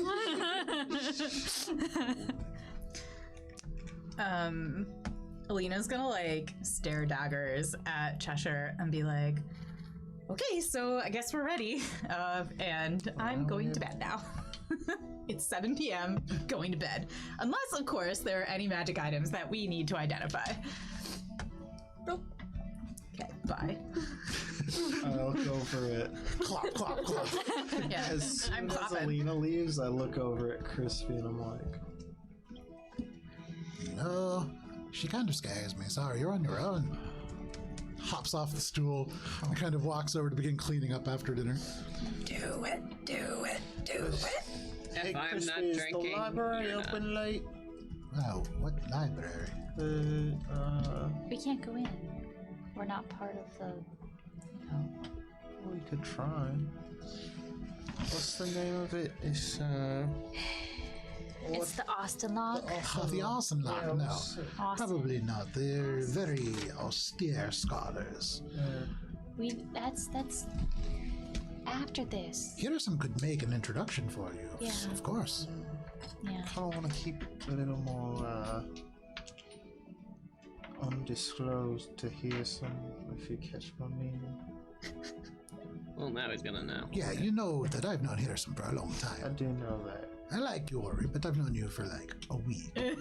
Really connected. That's fair. Yeah. That's fair. But yeah, I mean, speaking honestly with you, there are things that I want to do that I don't want Hearsome to know about. I mean, there's plenty of things that I do that I don't want other people to know about. Right, so, and getting him to get us into the Austin Lock doesn't seem... I mean, if you want to, I guess, but I feel like right now, Hearsome probably doesn't need to know. Listen. So you know how I mentioned plausible deniability before? I'm going to bed. Alright, Less clopping, but footsteps up the stairs. well, I guess we can just table it then. Yeah. But, Eventually. One. if you know anything About? about alternative means of entering the Austin Lock Library, The Elsenlock Library is it's all magical sorts that study there aside from the academics. Not a place that I would try to break into. right? All right. Well, And if I was, it would be one of the satellite campuses in Dominion or Derby or Ganon. Darby keeps coming. yeah. Well, you're going to a party themed after Derby, I believe. Darbishman, Cara. Continent. Right. All right. Well, Just England. It's the United Yeah. Kingdom, essentially. put a pin in it. I guess what time is it now? It's like 7 p.m. Now it's 9 o'clock. Now it is. Alina's angrily sleeping. Early in the evening. Please make time go faster. The most aggressive honk shoe. Yes. Well, I think I'm just Bonk gonna you. walk around for a bit and get some rest. Yeah. I think Minka is going to go through her pockets Okay. to try to find some of the stuff that she's been like hoarding to like Yeah, make stuff out of. sure. Find most of it missing, and then be like, oh, again. And then go on a short walk outside to find like rock, like stakes and cool rocks and stuff. Yeah, no problem. You go through, you start looking for, make a cool rock check. Dang it, it's a 2. In a city made out of enchanted living emerald, you find no cool rocks. It's all emeralds. so what happens is you go out into the street. Like a skill problem. The warm and welcome way is packed, and like as you go out for like 9 o'clock at night, there's like traffic, and like there are people who seem to be like celebrating something like over near the Lexagi barracks, and it's kind of back things up, and you're like maybe not a good time to look for rocks, so you go back in. I'm gonna make bad jewelry until it's time to go to bed. Yeah, free action. Ori, are you doing anything before you go to bed? Just taking a stroll, get some fresh air, clear the head, and then probably go back. Okay.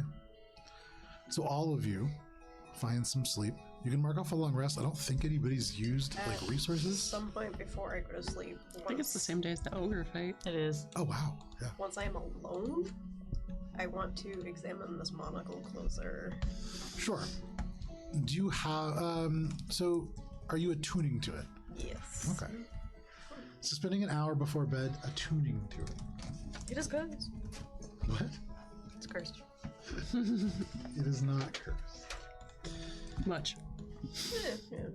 This is a quartz monocle lined in gold, and it is relatively minorly magical considering it pulled you so hard. But as you hold it and you kind of put it over your eye, it doesn't seem to change too much. It does seem to shift the sort of field of vision into a slightly darker, familiar kind of hue. And as you put this on and you kind of like wedge it up to your eye and you look through it and see the color shift a little bit, this name comes to you. And you would imagine this item is called Nithix's Lens. And this is something that reveals things that may otherwise be unseen. And the box it was in is not magical. You open this up, you like investigate the monocle and stuff. You set it down and you look. There is no box. What's in the box? There is no box. There is no box. So, all of you can mark off a long rest.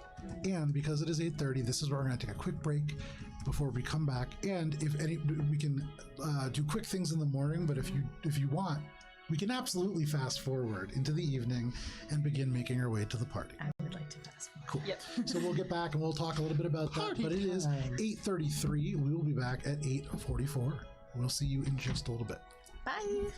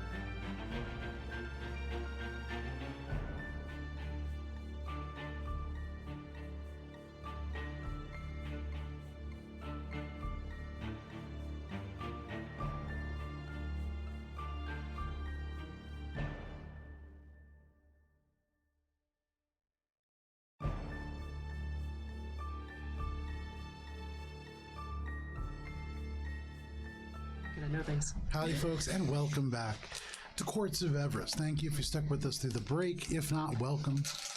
When we left off, all of you found a long rest and can mark one off if you wish. And then one second, because I know this matters for all of you. If you would not wish. I think it's the 60. The sun rises on the 15th, I believe, of summertide. the Monday. Ides of Summertime. It is relatively cooler than it was when you went to bed. Not terribly so, not like unseasonably so, but a little bit more mild. The storm seems to have passed, the humidity is broken, and all of you wake up at different times within the Wincing Manticore. The whole day is ahead. However, there is a party that is happening tonight that all of you are supposed to attend. Is there any last preparations that you want to make before that?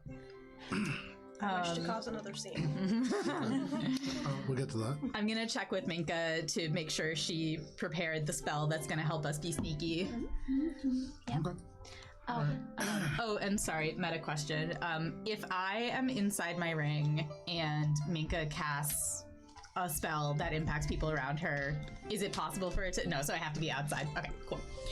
Just checking. As you think about that, when you're talking with Minka about this, something else to consider. If Feywild creatures can't get through this fence, maybe there is some kind of a barrier that might impact that as well. Ooh, okay. And just something to think about as you are thinking with Minka. You don't know if that's true, but it could be. I guess we'll find out. I suppose so. Anything else? Sharpening the sword, cleaning everything. How's about that cover stories that were supposed to... Yeah, did anybody Did everyone think of their name? Celeste? No. A noble sounding name that I could make up that would be believable given my circumstances. You're from the Magiocracy of the Rising Storm, so yeah, you would know kind of like noble names. Yeah, I'm gonna make up one that's convincing enough. Cool, what but is it? not. Oh, jeez. I know you thought I was just going to give you one, but I'm not. So Okay, hold on. I'll come up with. I'm not doing your homework for you. It'll come up. It'll come up. Oh, Celeste. Yeah. Mama so nice. Celeste. Celeste, yeah.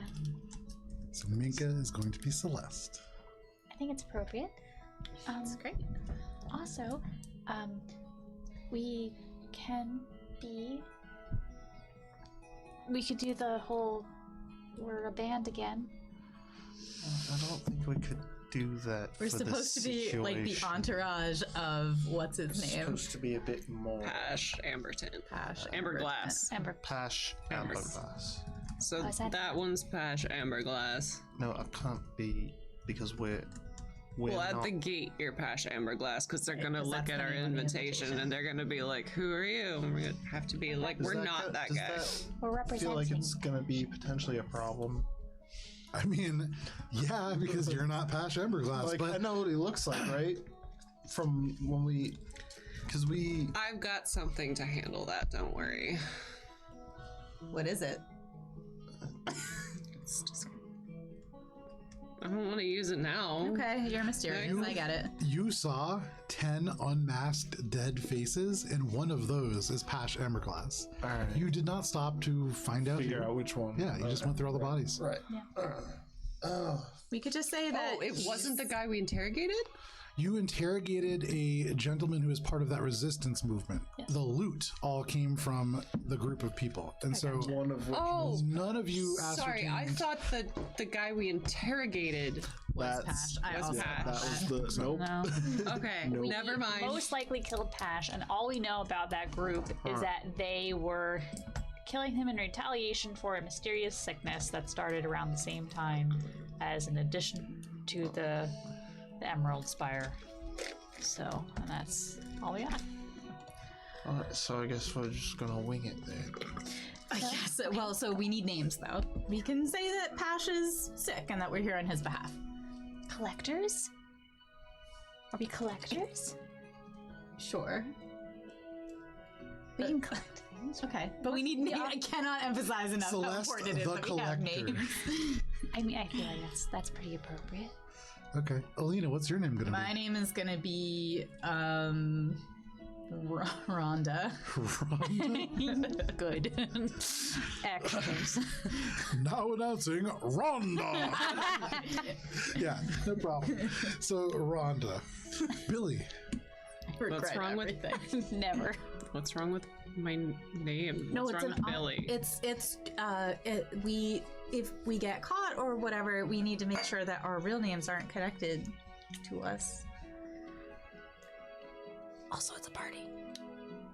It's part of the game. Everyone's supposed to be someone different. Yeah. Billy kind of like looks around the tavern room and is just like, Cedar. Okay. Oh, that's way better than mine. Still individual. I don't know if Cedar's better than Rhonda. I wouldn't say that. We're in the frickin' Elven lands. There's gotta be like ash, cedar, birch. Okay, Ori, how about you? I'll be Electron Vakar Igisaron. Say one more time. Yeah, one more time with that. When he like Electos Vakar Igisaron. Just around. What's Sylvan for cedar? Player wouldn't know that. Character would know that. For Cedar, I mean, YSDAR. I mean, it's not like especially complicated. That one. Sure. E-Star. Star. Is Cheshire still in here? Yeah. Yeah. You need a stage name. Say no more. I am now Robin of the Goodfellow Representation Group, Amazing. of which you all now work for me. Yes, I don't agree to that contract or otherwise. What do we do? Slave labor, then. Nice. We're here to represent his estate. Generally speaking. Oh, I mean, what does the thing do? So are you like the PR manager or something? Quite astute. Okay. Actually, I'm into this. I will not talk. How about that? That's probably for the best, Minka. Yeah. I So feel very out of Celeste, debt. Rhonda, E-Star, Robin, Electos Vakar Agisaron. Nailed it. All of it. If you wish, can make your way. I would say, so is there anything else that you want to do to get ready? Cause a scene, cause a scene, cause a scene. Practice. You can absolutely cause a scene. You've kind of capped out the local economy at this point in terms of causing a scene for profit, but you can absolutely cause a scene. That's a free action. So as everybody is getting ready, you, confident in your ability to do so, cause a scene, and then come back and get ready in about 10 minutes. I wish to share Ori the Oblivious with this crowd. Okay, make a performance check. I'm not here, right? I don't hear this. No. Okay, good. It's a natural 20. He does feel his ears burning a little bit, though. It's weird. It's never happened before. Yep. Okay, Phenomenal. it's well received. We'll come back to that at some point in the future, I'm sure. In the Will meantime, never bite us in the ass. as you all kind ever of get does. ready and the evening kind of progresses and it begins to draw a little bit closer to the hour, there is a point where Ertrod makes his way in, now wearing a very nice fineries, all in white, festooned with little elements of gold, or probably not real gold, but gold tinted metal. You can see there are these big chevrons and all very much like a carriage driver might wear. Big hat, feathers, all that. But he comes in looking like a little uncomfortable. Doesn't quite fit him. This is definitely something that was kind of pulled together. And as he opens the door and sees all of you just wearing your normal clothes, he's going to go, oh, well, I feel a bit silly now. No, we have. We've got spells. We went to the painted. Oh, the chevron's too much. No. No, you look awesome, man. How does he look? Is he look? I mean, he looks real fancy. No, does he look right? Well, but all of you, We're gonna change It him only away. lasts for a little bit, so we don't want to activate it too early. all right, Oh, can we go through the greenway? I suppose so. Is it dangerous? It's not dangerous. It's a just, bit nicer. We got some advice. well, yes. Are you sure you want to go in? Oh, why wouldn't you want to? Well, you'll be entering through the kitchens. Oh, And so, if you are, uncouth if we're trying to pretend to be. that's true. well, I suppose you're just a bit overdressed if you're going in that way. That's true. Well, Okay, maybe not that way then.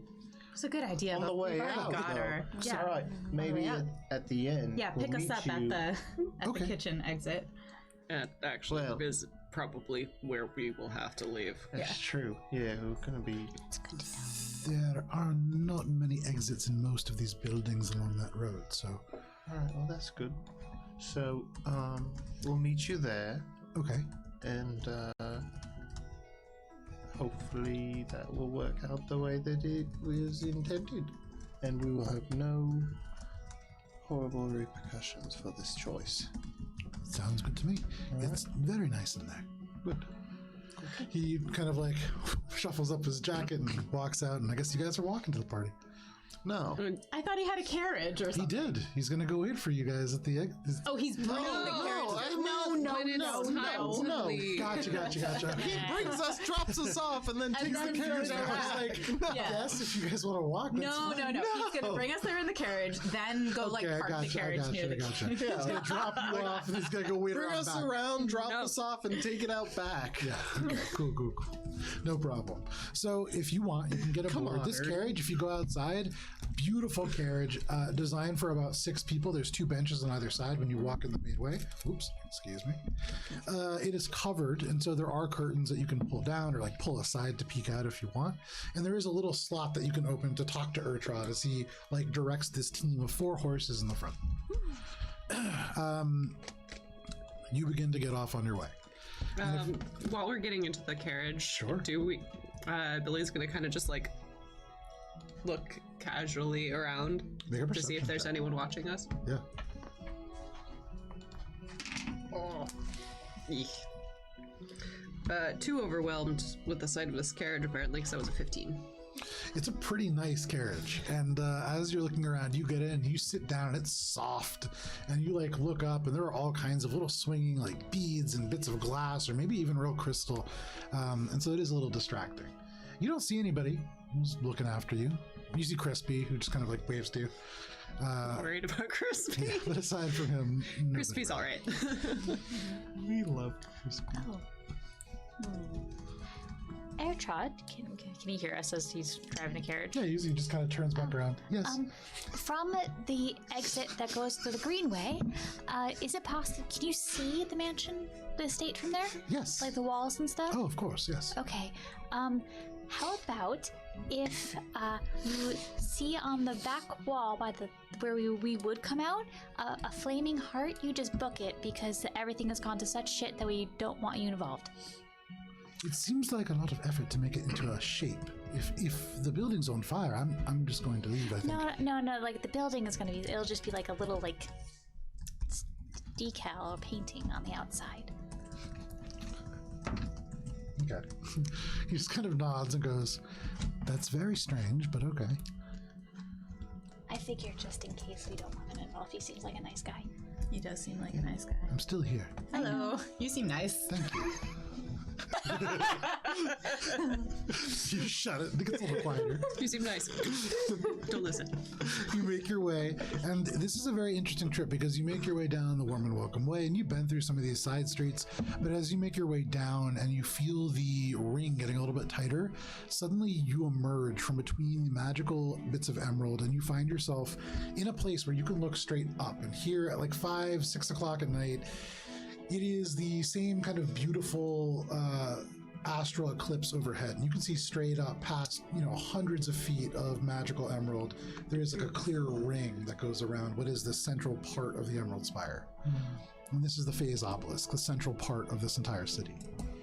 And this is a very wealthy place. Also, this is the site of one of the very few permanently open ways into and out of the Feywild. A place that was created by Titania, the Queen of Summer.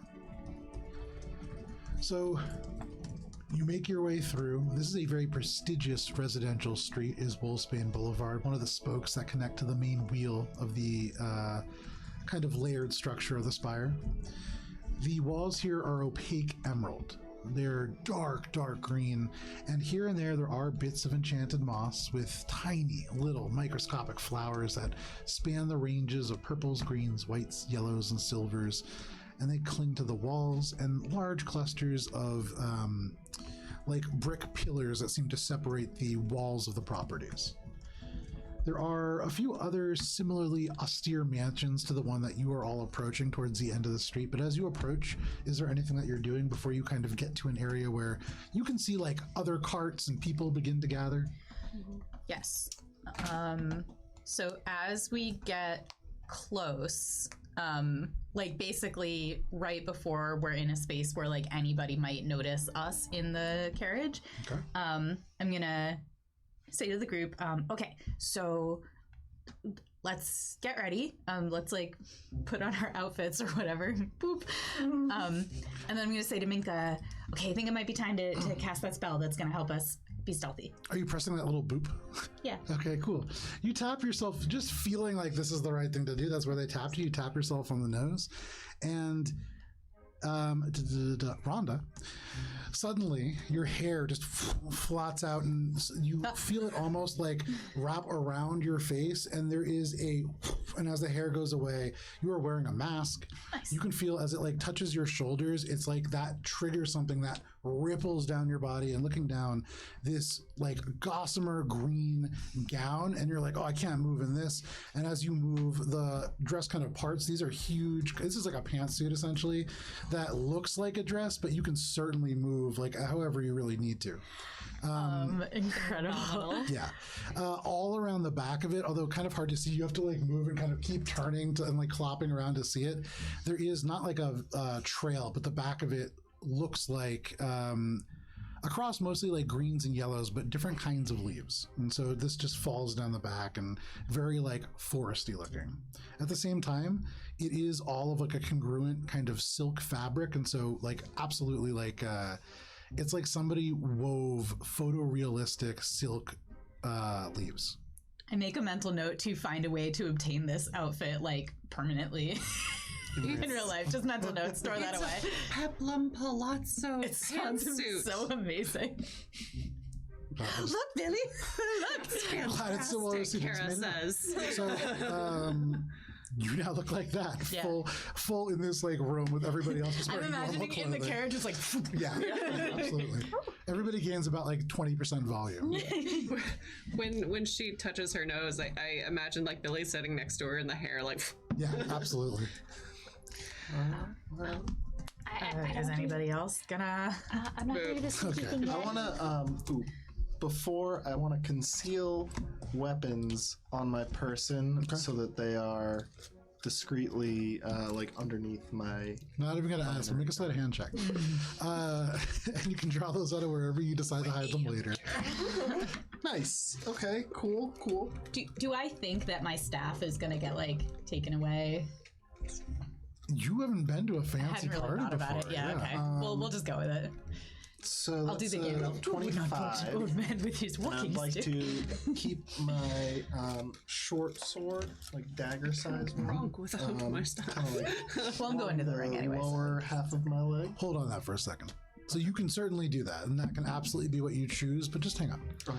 So Billy, as you tap your nose after like Alina's transformation happens, similarly to A lot of apprehension on Billy's face. yeah, and your hair shakes and you can tell it wants to do what Alina's does, but it just can't behave in that way. It tangles, and there's a couple times where like the curls kind of turn and they try to do the same thing, but eventually they just seem to kind of give up and go flat, like completely flat, every ounce of volume lost. And as it becomes almost like a liquid across you, that seems to spread and become dark, and suddenly you are wearing completely black, similar to Alina's, although much more like form-fitting, save the end where it flares out, and along the edge of the kind of, I guess it's called a skirt line, whatever it's like around that would be like the part that is the edge. The hem. The hem. There you go. At first, it looks almost like, not that these really exist, but like a zipper. And then you recognize, though it is blunt on the end, if you were to turn really fast and these turn out, these are sharp along the edge. And these are certainly along the edges of your pants. Definitely can be utilized in like a weapon-like fashion. Additionally to that, along the edges, there is what looks at first just like these kind of almost like ruffles that seem a little bit out of place, but you recognize as they do extend almost the length down a little bit past your knee. You could hide your swords there. Yeah. And so that is what you have. Ori, are you going? Yeah. Cool. Ori, your pants. Buddy. You are wearing size medium and you are at least a size large. But with that, as they tighten up and they kind of become almost like capris and you get these super long, almost silk-like stockings, you are wearing these incredibly intricate, almost like rider's boots. They are leather, but they are supple and fine. And across them, as you like kind of move, you can see the laces just tie themselves up. Fancy. These incredibly tight pants are mostly covered by a tunic of silk, and across it all kinds of very elvish looking like filigree patterns, and the buttons themselves seem to be some kind of a very unfamiliar metal to you. Okay. Minka, Cheshire? But me first. Sure. Boop. Minka, the clothing that you're wearing in terms of its form doesn't change a tremendous amount. The gauzy fabric becomes a little bit like longer and a little bit more voluminous, and it rises up, seeming to almost fill with air. And then suddenly it becomes a little bit more translucent before suddenly, similar to your chalice form, shedding starlight. Very faint, much more faintly than your actual form. This is like 5 feet of dim light, such that in the space that you're walking along the floors and the walls in 5 feet, it's like a little disco ball. And so you have this kind of like wrap that goes around and goes into the creases of your arms. Very similar matching fabric, but as a bonus action, this is part of you describe. She just liked the way that you described it. As a bonus action, you can make this sparkle with yellow kind of stars. And you would imagine there's the Eastern Everest constellations across them. And then Cheshire. Yours causes a bit of a problem. Oh no. Wedding dresses are quite large, and this is kind of based on that. And then, so just like super, super vibrant, it's white at first. And so at first you're like upset because everything I describe, absolutely like stark white. It is like this ornate bodice that then goes down and becomes a huge, like southern, like antebellum kind of like gown with metal structure on the inside. There's like all kinds of room, and you actually recognize, if you wanted, there's like this big wrap that you can have around it. As like it all finishes, it becomes vibrant pink. But this mink stole that is also like a matching pink is so thick and so fluffy that when you like wrap it around, your arms kind of disappear, similar to Billy's. And the dress is so big that you can just kind of disappear most of your body into it. And while it might just seem like you're walking around, your hands would be free to kind of move around through these half-empty pockets that can then, like as you move around, just go straight out through the middle of the dress, straight out through the front of the dress. The pockets are two-way pockets. Oh, my stars. All of you, and all of you are kind of like trussed up. This is like huge. This takes Makes sense. each one of you gets like a little bit tighter as each one of you gets a little bit more like Extra tight. yeah. Yeah, Ori is the tightest. Can I make a check or something to see whether I think it's a good idea to like pop into the ring based on maybe it won't pass the wall? Yeah, make an Arcana check. And this is like a Feywild related thing. Again, I do not have advantage on Feywild things, but thank you for saying so. 9. No idea. Okay, cool. Well, I'm gonna try it. So I'm gonna then say to Minka, okay, time to cast a spell. Okay, it will be like shadows clinging to us. That seems not. Maybe we should wait then. We might want to wait until we want to start sneaking. It'll last for long enough, but it is not visible. We might want to be less noticeable if we stay at the party for longer than an hour, so maybe then. Okay. Yeah. It's ready whenever, though. Okay. So we go in discreetly, try to mix, mingle, and spread out. The little shutter slides open, and Ertrod turns around and goes, We're coming up on the place. Do you want me to try to just get us through the gates? Yeah. Yeah. Just we've got the invitation, right? I've got the invitation. Yes. Great. Yeah, just present the invitation. I'm sure. I thought one of you would be better at it, but okay. Shuts it. Oh, You feel the Actually, I now momentum of think the this cart is a good stop. idea. Alina's gonna hand her ring to Billy and be like, "This'll if I'm in there, that'll give us an advantage, right?" Ertrod does not stop the cart. In fact, kind of taking this, he rolls super high. And so, like, thinking a little bit about some of the time that he spent as a child in the Feywild, he just goes straight through. And as the people, like, go to stop, anybody who's, like, kind of looking and trying to see this, you would see the guards begin to stop and then kind of almost shuffle to the side as he just rides straight through. Never mind. And he's taking the tact that you guys are important enough that they will not stop you. And it seems to work. You watch as the guards go, and one of them just kind of waves to the cart. The other one slaps his hand down. I still knock on the window, and I'm just like, "What? Good job." It's like way too far, and it's glass. There's actual glass in this window, but no worries. Actual glass. Oh yeah. That's how you know it's extra. Ertrod pulls over into a large stone courtyard that has several other carriages, all led by various horses, although I would say you do notice far off in an area of grass that has probably been set aside for creatures like this, there is a creature that looks a little bit more flight-oriented. Do we have masks on for this masquerade? Oh, yes. Sorry. And so, meant to say this. There's only 2 of you who actually got, like, firm masks. Anybody else, you guys can do whatever you want. Who was that? I know Minka was one of them. Billy, because Billy had good taste. Billy, the mask that you have comes out into jagged points. And so for this, it almost seems like to match the part of the dress, I guess it's a pantsuit, but whatever the hemline is. And so very much like these could be used in an offensive way. Not in a, I guess you'll just have to see. But this thing does create like jagged points that you probably want to be mindful about.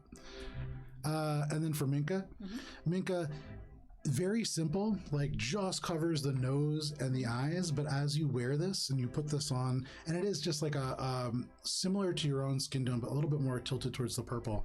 As you put it on, it stays the exact same color and almost seems to intensify in that, and your skin just shifts.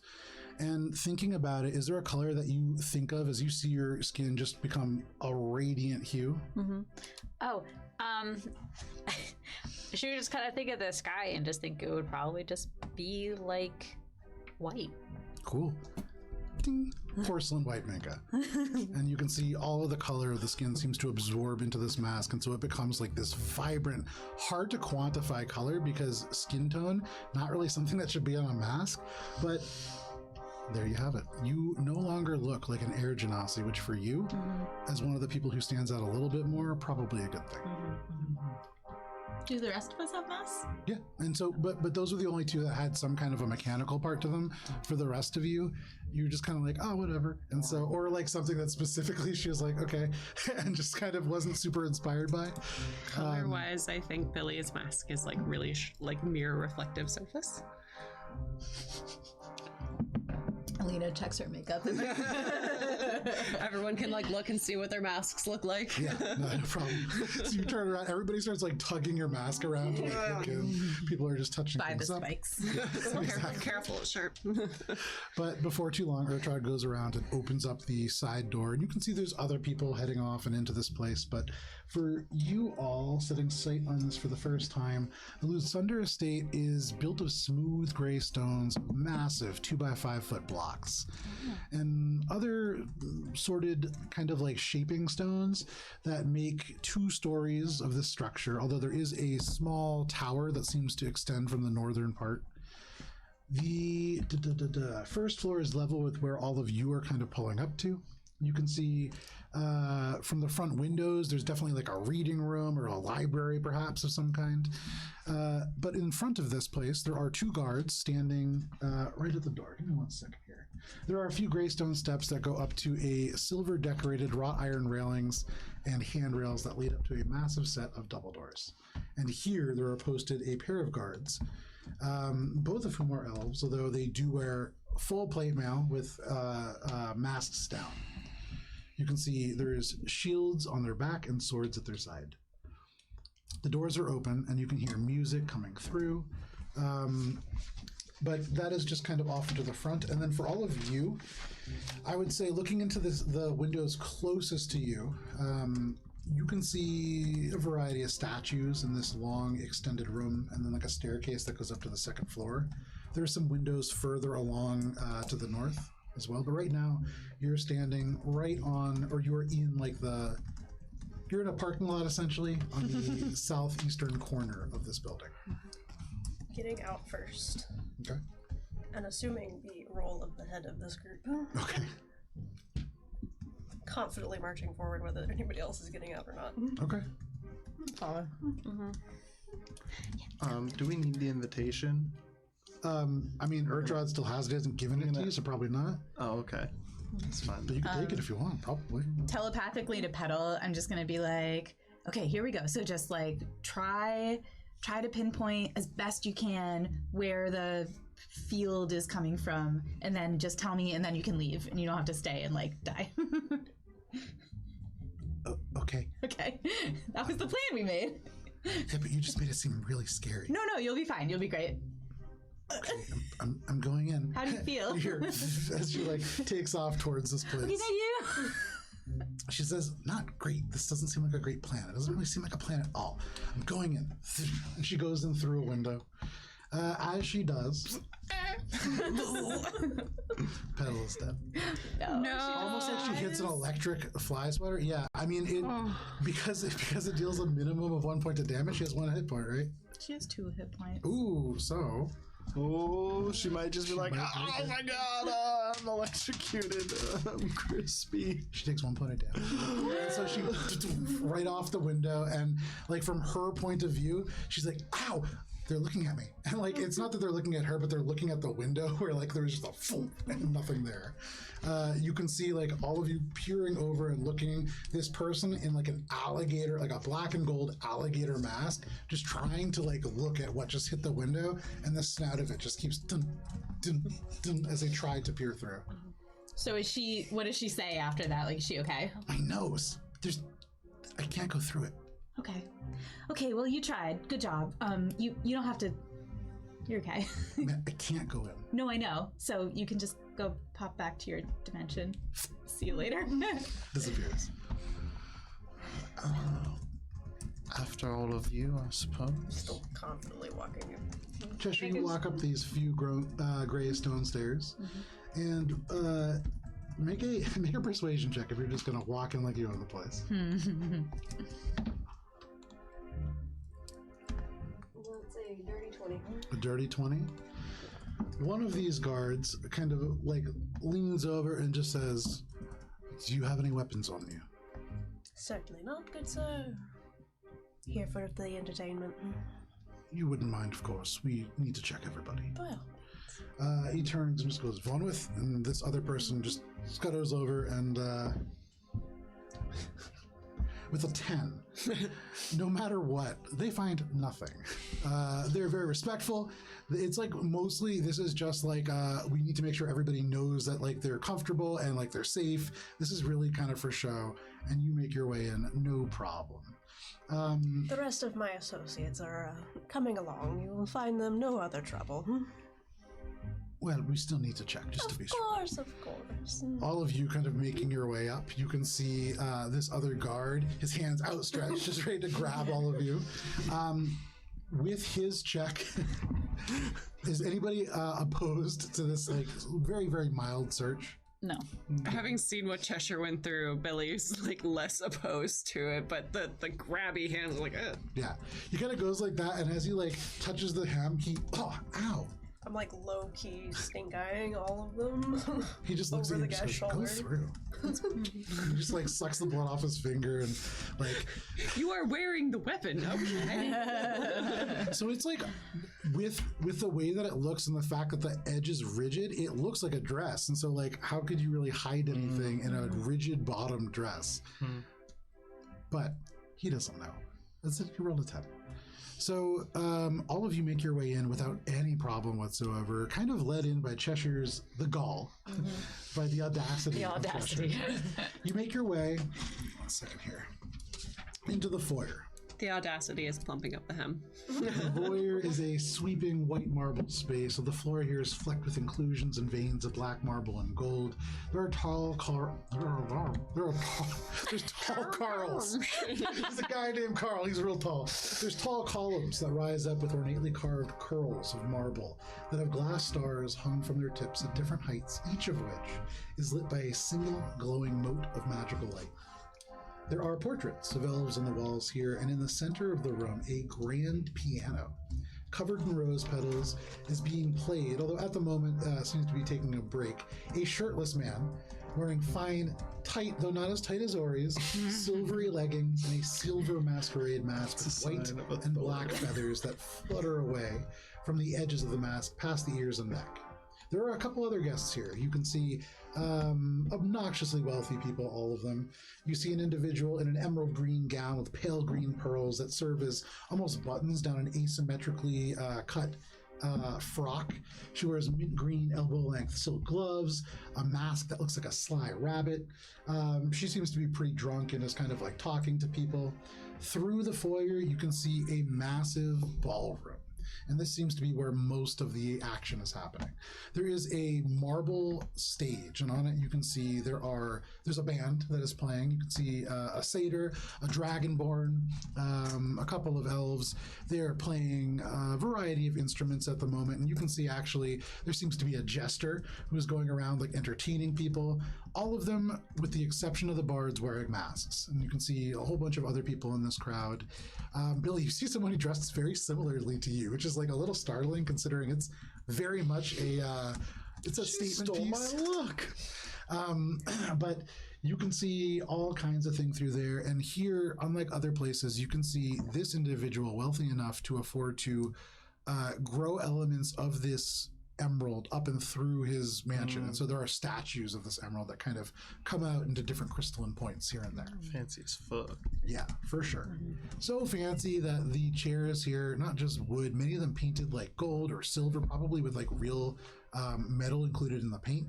But additionally, these are like stuffed, like easy chairs and sofas. These aren't just like stools. But you can see that ballroom from here through what is like a 15-foot wide, 15-foot long grand hallway that leads from the foyer to the ballroom. And then on either side of the far wall, there are stairs that go up in this big, sweeping grand staircase to the second floor. Off and to your left, you see that little library that you had seen through a hallway. And then off and to your right, this room full of statues, long room. And you had seen a staircase in that room as well. Does it seem like there's activity on both floors of this place for the party, or is it all sort of like... Make a perception check. Are there beverages? Make a perception check.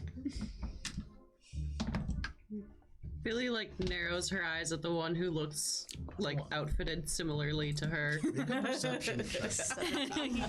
We're looking. So, Ori, what was yours? It's a perception Where's party. your eye for detail? 21. With the 21, you do notice that at the top of many of these staircases, you kind of peer up at the two grand ones. You see two like full plate mail armored guards.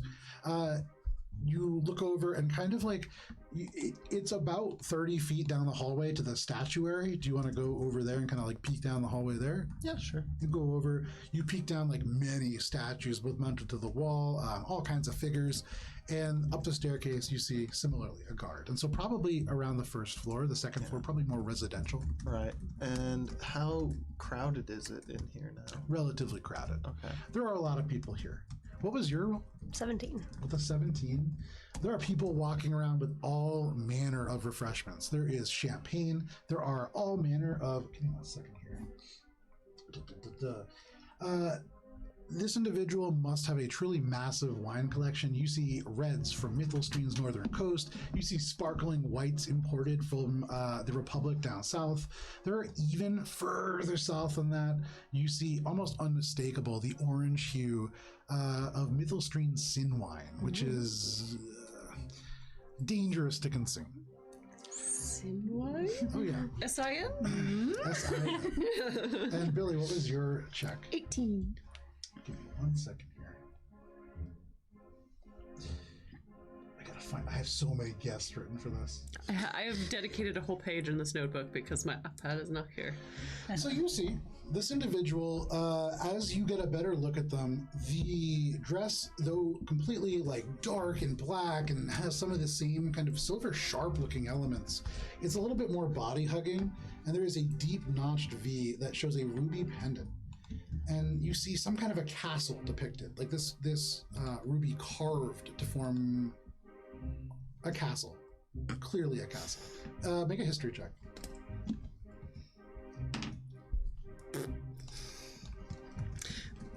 Billy is... Could be a barn. At this distance, it's hard to tell. It's 10. It's Could be a barn or a silo or a castle. Or Billy would know a castle. They're in storybooks that she stole. Yeah, and so it looks like a vague castle. This individual has brown hair and a face like porcelain. She stands about 5'9". She looks... It's hard to tell her age. When you look at her, her eyes, like they briefly kind of are glancing around. She never makes eye contact with you, but there's a quality to them that does look a little older. What was your perception check? 18. On her left wrist, as she's walking around, and her arm's completely bare, and you can see the porcelain skin, very faded, there is a scrollwork L on the left wrist. Like a common L, or is it like a different script? It is a very, like, ornate script. Like a piece of jewelry or like a tattoo? Like a tattoo. And faded. Dark navy ink. Would Billy know any thing about magical tattoos? Does it seem magical? Make an Arcana check. I wanted to make a note that I was carrying the staff as a walking stick. You're gonna... You're going to depart an old man from his walking stick. No, and they don't. And for what it's worth, you get the sense looking through your like bottle ring. I decided not to go. Okay, there. no problem. Then yeah, no problem with your staff. 2 on the die. No idea. I'm probably a loser. So you can see all of this kind of going around. What are you all doing? Making my way toward the ballroom, Okay. but in the direction of a beverage. Okay. Yeah, they're all over, and the grand hallway leading up. Either side, banquet tables with all manner of food. You can see the drinks, but in addition, 1 second here, you can see there is little plates of escarole salad with asparagus that has been shaved into these long, very tender kind of almost like noodles. And there's wild sorrel mushrooms, and you can smell like lemon coming off this, like a vibrant springtime dish. There's little, all kinds of little things. Billy looks at the asparagus it's just like, why can't they just keep things in their original shape? Almost nothing in the original shape here. You do see some bright cove oysters, and they have a little bit of old sturgeon caviar and a half shell, and that's like relatively kept intact. But aside from that, you can see some kind of sweet looking bread. You can see some kind of a fish dish, and these seem to be more like appetizers. This is the beginning of the party. Before we kind of disperse, Alina's just going to quietly say under her breath to the group, like, okay, spread out, get the lay of the land, like, and then let's just kind of meet back up. Meet back up in about an hour so that we only can have Our outfits only last an hour. Right, so that we can get the fuck out of here. Meet in the kitchens. But, We don't know each other. Make a deception check. wait, is the idea that Oh my we God, get the lay of the land for an hour, go in the kitchens, and then sneak around? The idea is we don't know each other. Oh, that got me so good. There's been 2 times tonight where you guys have got me pretty good. He keeps getting me when I have like liquid in my That it was whatever got you is the same thing that got me. I can't remember. Is you were talking, you were saying something like great, and you were doing a great job, and then this dude. I don't even remember what it is. And then this guy. But you like spit something out. It was so funny, and I remember it being great. I'll go back and I'll watch. Opening the Oh, it was opening the door of the carriage, yeah. Okay, so Alina's like, okay, meet back in like 45 minutes. Then we'll find a way to make our way to the kitchen, and then get sneaky and do what we need to do. I don't have a watch. And then Grabbing a glass and into the ball. Do we have a way to tell time? I would say There's probably a fine clock upon the Surely wall a grandfather somewhere, like- clock. it is not so much a clock, but without too much problem, I will say, like, you can see there are people like coming around with pretty regularity, like refilling things, and there are a couple places where there are these like little braziers that are burning incense actively, especially for those of you who use magic. You have a sense about how long incense can burn, as it's a pretty common component. Hey, And Ori, so- can you tell us how long incense burns? No problem. As long as you fucking want. Oh. As long as you believe in magic, I don't know, bro. You guys can definitely keep track of time. Okay. believe in fairies. So in 45 minutes, make your way to the kitchen, and then we'll proceed in the stealth section of this. All right, to the library. just find out as much as you can. Okay, bye. Minka, you make your way to the west. After doing my little walk around, don't recognize anyone. Gonna check was that also the library? The reading room? Yes. Okay. Seems to be. It's hard to tell which of the two it is. It's rather yeah. large. So Minka and Ori going to the I reading guess, room? yeah, looking for Diatray, right? Oh, I was gonna look at the books. Oh, well, we'll go look at the books and Diatray. Cheshire is going to the ballroom. They're in there. Alina and Billy? Alina's gonna kind of like. Billy is gonna kind of walk along the edges of the banquet tables and just kind of like see if there are any like side rooms where guests might take a quiet moment. So from the ballroom, as you are like in the hallway, you see Cheshire like starting to walk around the main ballroom. There are 4 or 5 ways out. There's the way that you come in. In between the 2 staircases, you can see with like a little bit of fabric curtain that is separating a very thin hallway. So probably where people who work here are coming in. There is a doorway out to the left. There is 2 doorways that go off to the right. This room, for what it's worth, about 60 by 60. It's like relatively small, but the ceiling itself like close to 20 feet high and like beautiful. This is the ballroom. Yeah. Minka and Ori. Second here. The 2 of you make your way down the hallway and you come to a room with hardwood floors. Almost the entire thing is dominated by a chocolate brown carpet with ornate gold and cream colored elvish designs that form filigree-like twists around the edges, similar to your own clothing. And you would imagine this is a carpet imported from the Magiocracy of the Rising Storm. And actually it's kind of uncomfortable. You come up and like, it's like the carpet climbs up your clothes. Carpet matches the drapes. Yeah. Oh boy, I set myself up for that.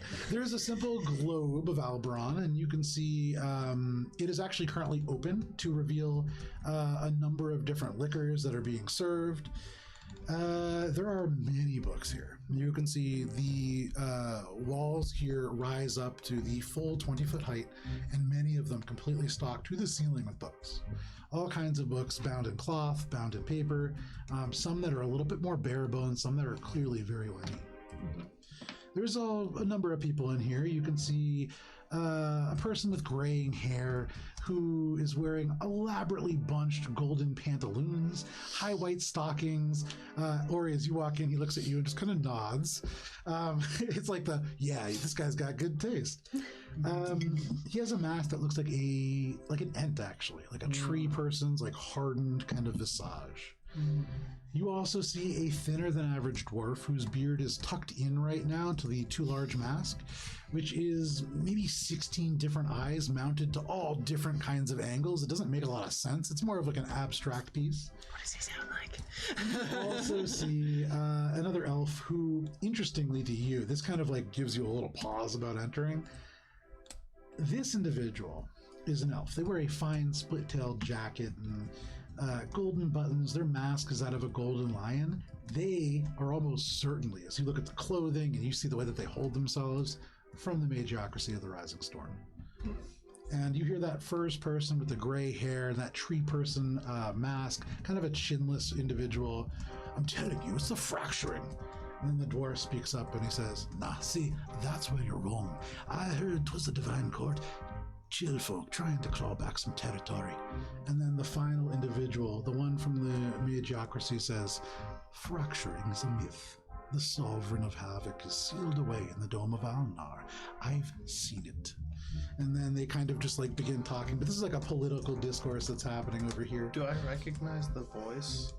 This one? Make a flat intelligence check. Make it, you see many books. So she's gonna like skim them with and see what languages are present.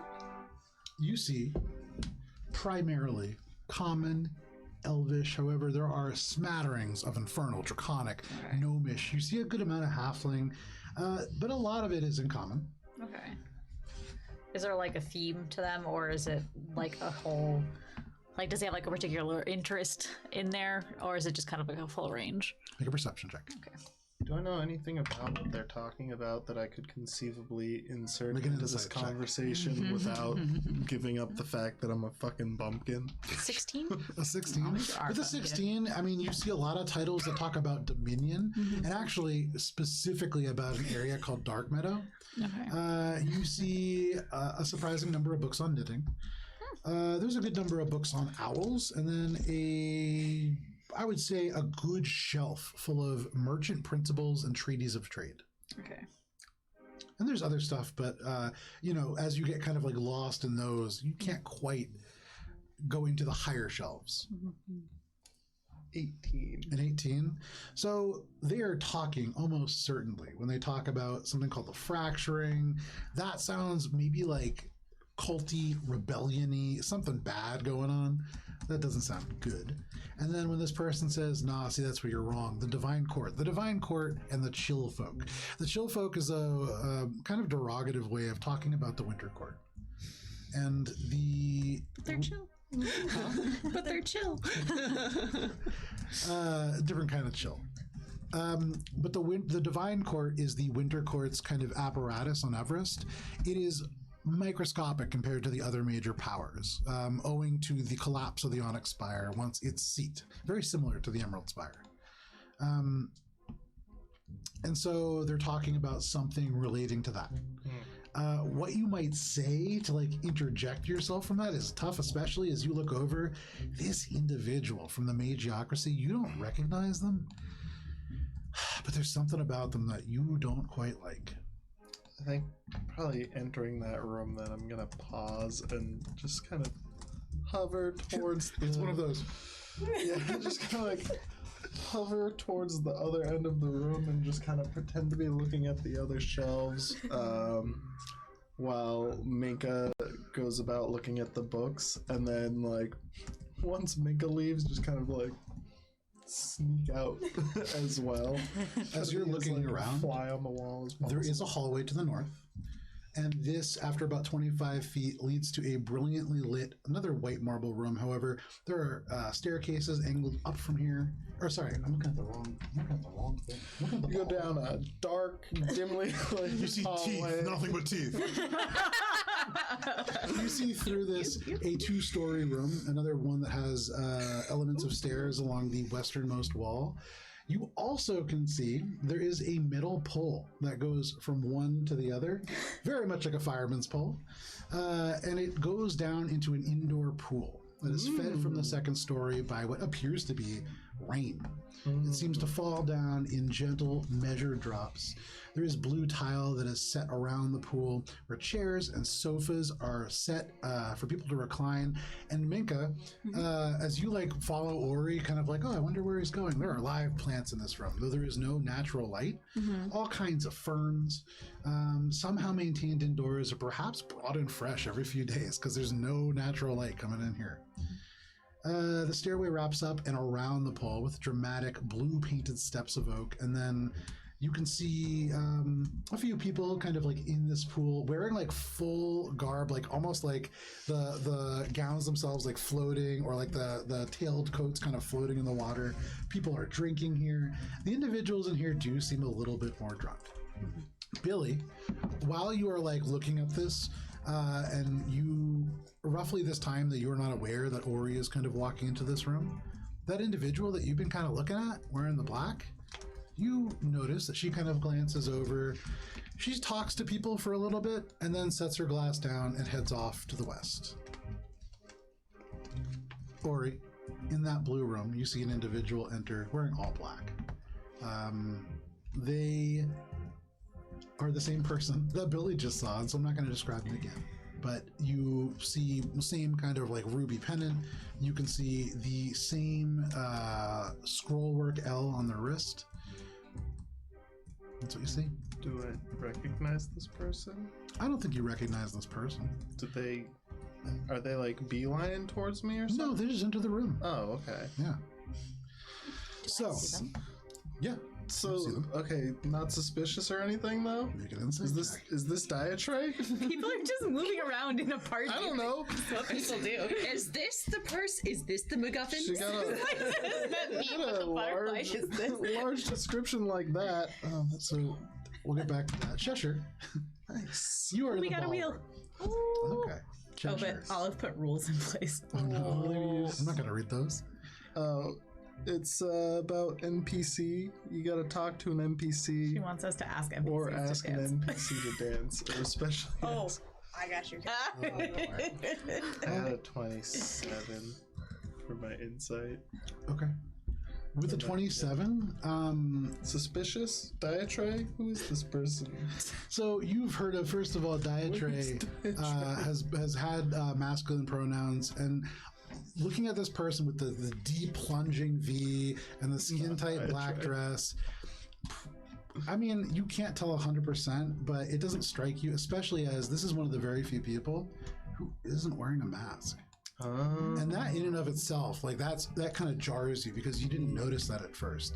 And all at once, you recognize that this person came in completely setting you at ease. You like kind of just glanced over them despite the fact they are very differently dressed than anybody else in the room. And suddenly, as this kind of comes to you, they're looking at you. Minka, back in the room. Oh, God. There are all kinds of books that you can see. Is there anything that you're looking at or reading?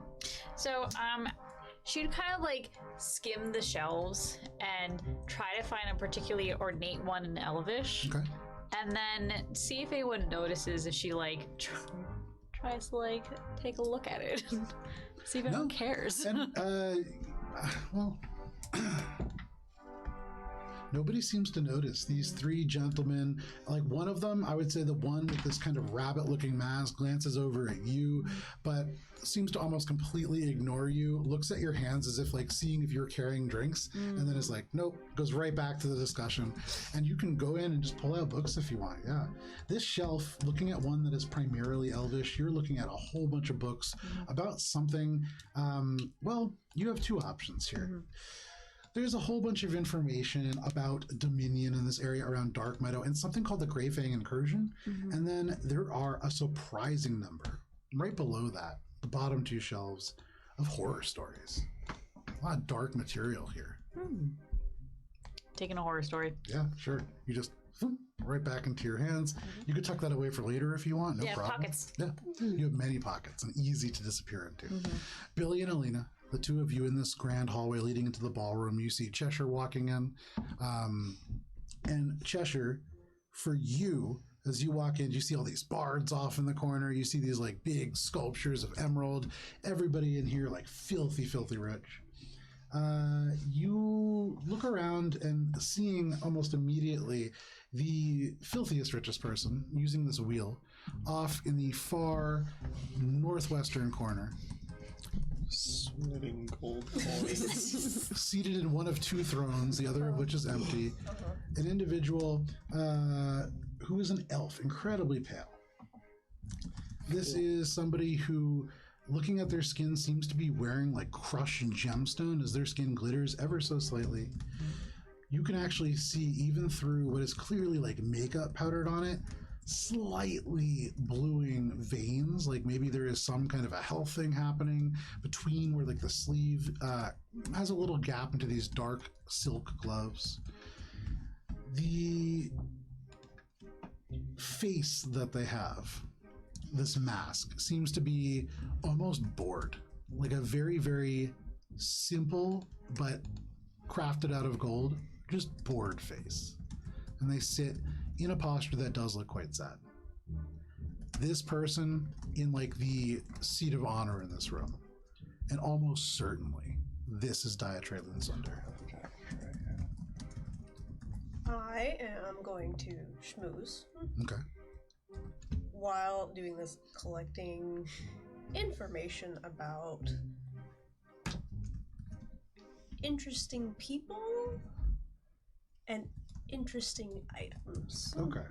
Make a flat charisma check. This is your like, how this is- schmoozy just are you? Kind of like, yeah, you're just going about the room. How schmoozy are you? Schmooze check. How's a 19?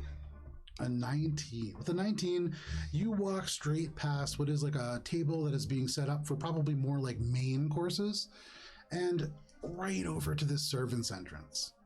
And you just kind of lean up in the way right next to this curtain, and you can hear people walking, talking through, and you must be right near the kitchens because you hear a clatter. You actually hear a couple musicians warming up off to the west. And then like as people are setting up some like dishes, you begin to overhear like the people who are working here just talking about the various guests. It's a upstairs downstairs situation. They talk about these individuals who are visiting from the magiocracy of the Rising Storm. Oh man, they're just like awful. They're taking up the majority of the diplomat suites. It's this individual named Xandrath Starkbite. Unusual having a Duergar above ground. You hear about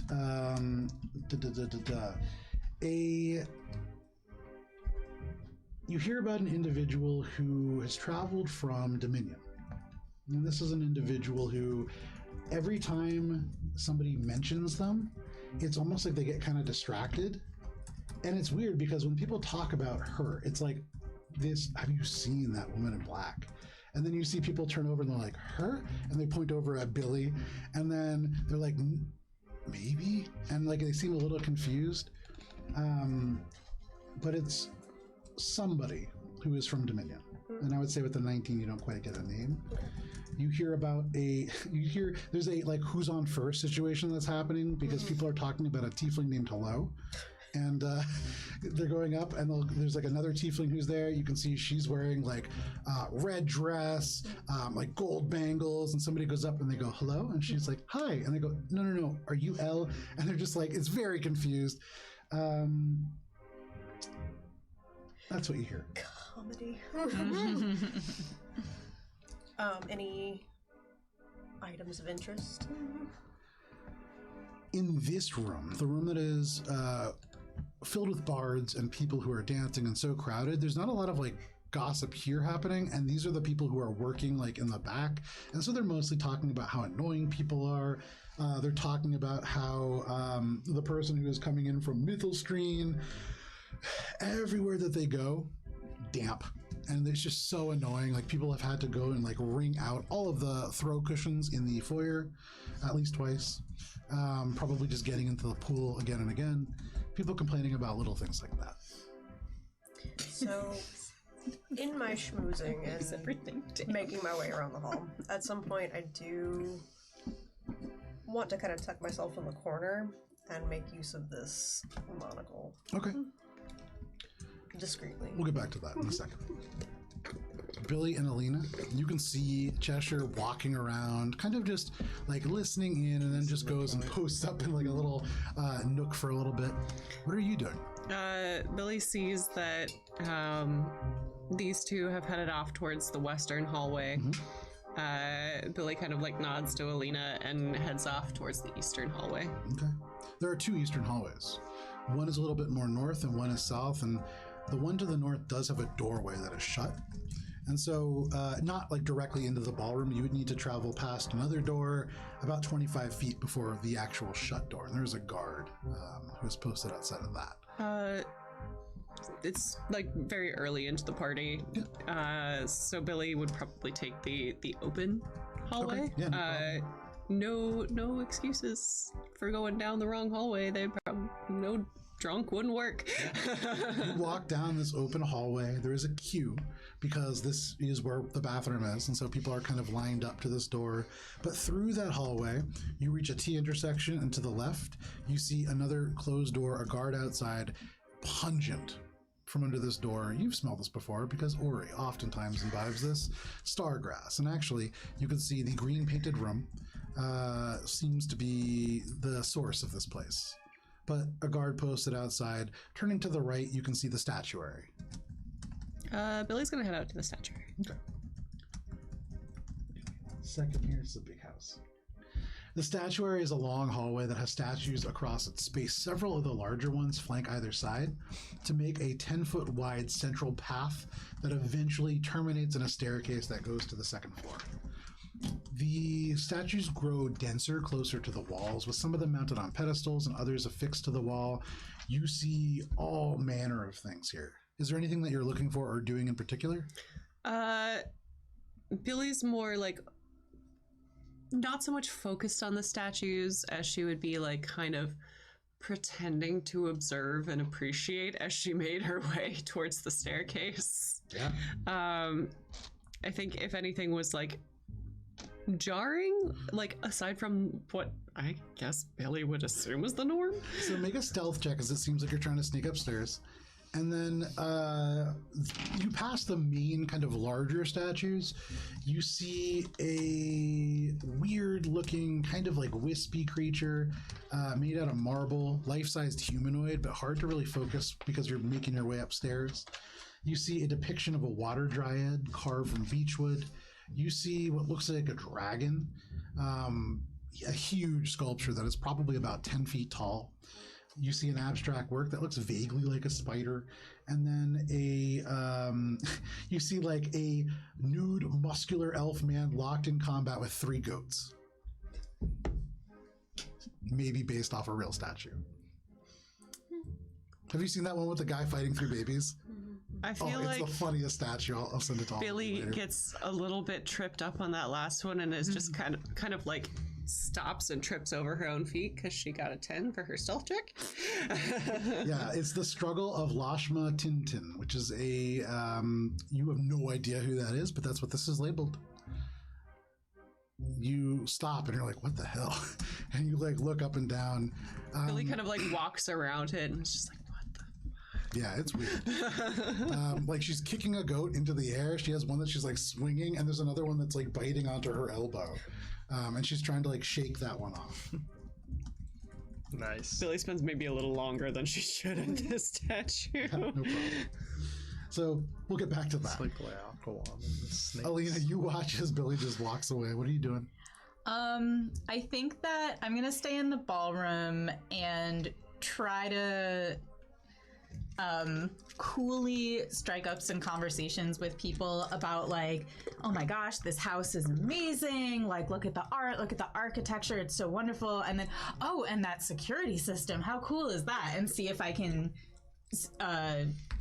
get anyone to like to get any more information about the item that's doing the fence, but Make a coolly, persuasion check. like coolly in a really cool way. Yeah. So cool. Yeah. 26. 26. Very cool. 26. So cool. So as you So hear this, cool. like, who's on first conversation happening, you hear like a little laughter from like the banquet table next to you, and you turn and you see this tiefling wearing soft pastel pink fineries, violet cummerbund. The mask is a very awake house cat. They're kind of relaxing and drinking a little bit of champagne. Everybody is looking for a tiefling named Hello. This is probably them. Oh. And so going over and like striking up a conversation, he says, well, I don't know very much about that. All I know is I wasn't able to bring my familiar, and that's quite inconvenient. Mm-hmm. And I hear Diatre keeps his all for himself, and he gets around it by using, he looks back and forth, an imp. Wow. That's pretty cool. I didn't even realize that Diatre had a familiar. It's kind of nods. Have you ever seen it? Not myself. Whoa. That's pretty neat. Do you know anything about dietary? Oh, well, not really. I mean, he's so wealthy, but like, he never comes out of his house, right? As far as I know, he's just living on his ancestors' wealth. Yeah. But I guess, would I have known that dietary was like magical? No. There's no real like knowledge about him, really. That's so interesting to learn that he can use magic. But I really don't know much about him. Just really happy to be here, you know? Me too. I think everybody wants to know more about him. I wonder if he's gonna share anything. I feel like he looks so miserable up there. You both turn and you look over and you can see like Cheshire has like begun to like carouse with people again, but this individual absolutely. And Hello turns to you and just says, "Well, he lost his wife. Oh no. Maybe 6 months ago. And so I presume that's why." What happened? People talk about all sorts of things, but she fell ill.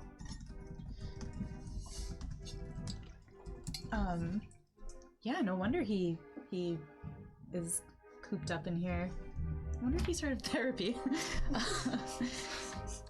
Had you ever met his wife?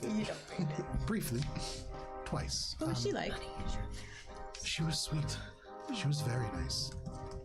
And she could stand him. He's strange. I've worked with him several times. That's how really? I know him. Oh, well. He's a very, very well-regarded merchant. He doesn't really need to do anything. Everybody has been in place for generations, but he technically owns all of the ships.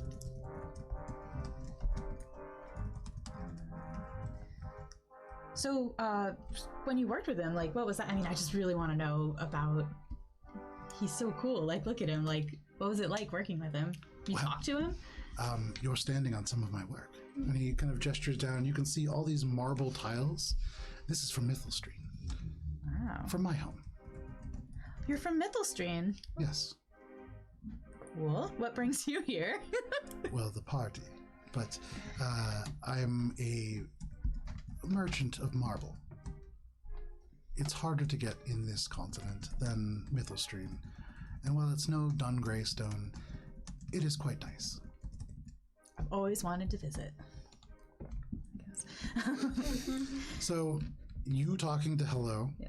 you were talking and kind of like beginning this sort of act.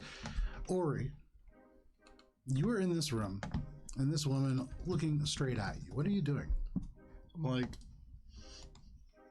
What my riveting do I recognize this person now? Like, No, you don't recognize her at all. But you were looking at her, and now she's looking at you. is she like coming over? Now she is. You're still staring at her. I'm freezing up. I'm like, who's this woman coming at me? Can I see if I notice Ori just absolutely deer in headlighting over Oh, yeah, there? you definitely. There's no check that you need for that. I mean, you can see him stiffen up right away. Are you doing anything to save him? I'm going to approach closer. I'm not gonna go up to Ori himself, but I'm gonna like wig around, just kind of try to make eye contact with him and be like, "You."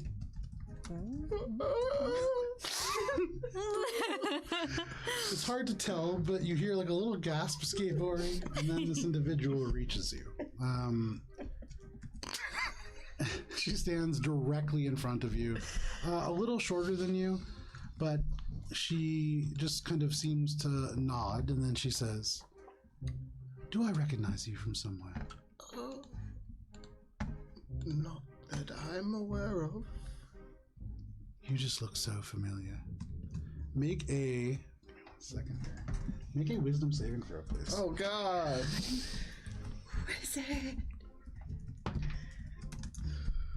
7. This woman is more beautiful than anybody you've ever seen before. And as she smiles, and you can see nothing else but her, Oh no. she just leans in, she takes her finger and pulls your chin in, and she says, "You may call me Paisley." And because it is 10 o'clock, this is where we're going to end for the evening. We've lost Tori, guys. Should have turned him into a cow. Thank you for joining us for this session. Would have been a good strategy. Of Courts of Everest, you guys made it to a party with lots of very, very rich people. And so much lore in this I'm in house. love. Oh my gosh. I'm in love. I don't think love is a status effect, but you are charmed. I'm bamboozled for sure. We will be back next week for a little bit more Courts of Everest here at the Lunsundre Estate. But please stay safe. Please stay safe until then. We'll see you next week. Sorry. I'm like so excited about this, and you guys just got to the place where we're really starting to get into it. And like, I don't know how much people, I would really interested to see what Gunnar thinks about this, because there is a lot of Campaign 1 lore that came up tonight. But we will go ahead and be back next week. Please stay safe until then. It's crazy out there. See you next week. Goodbye. Bye.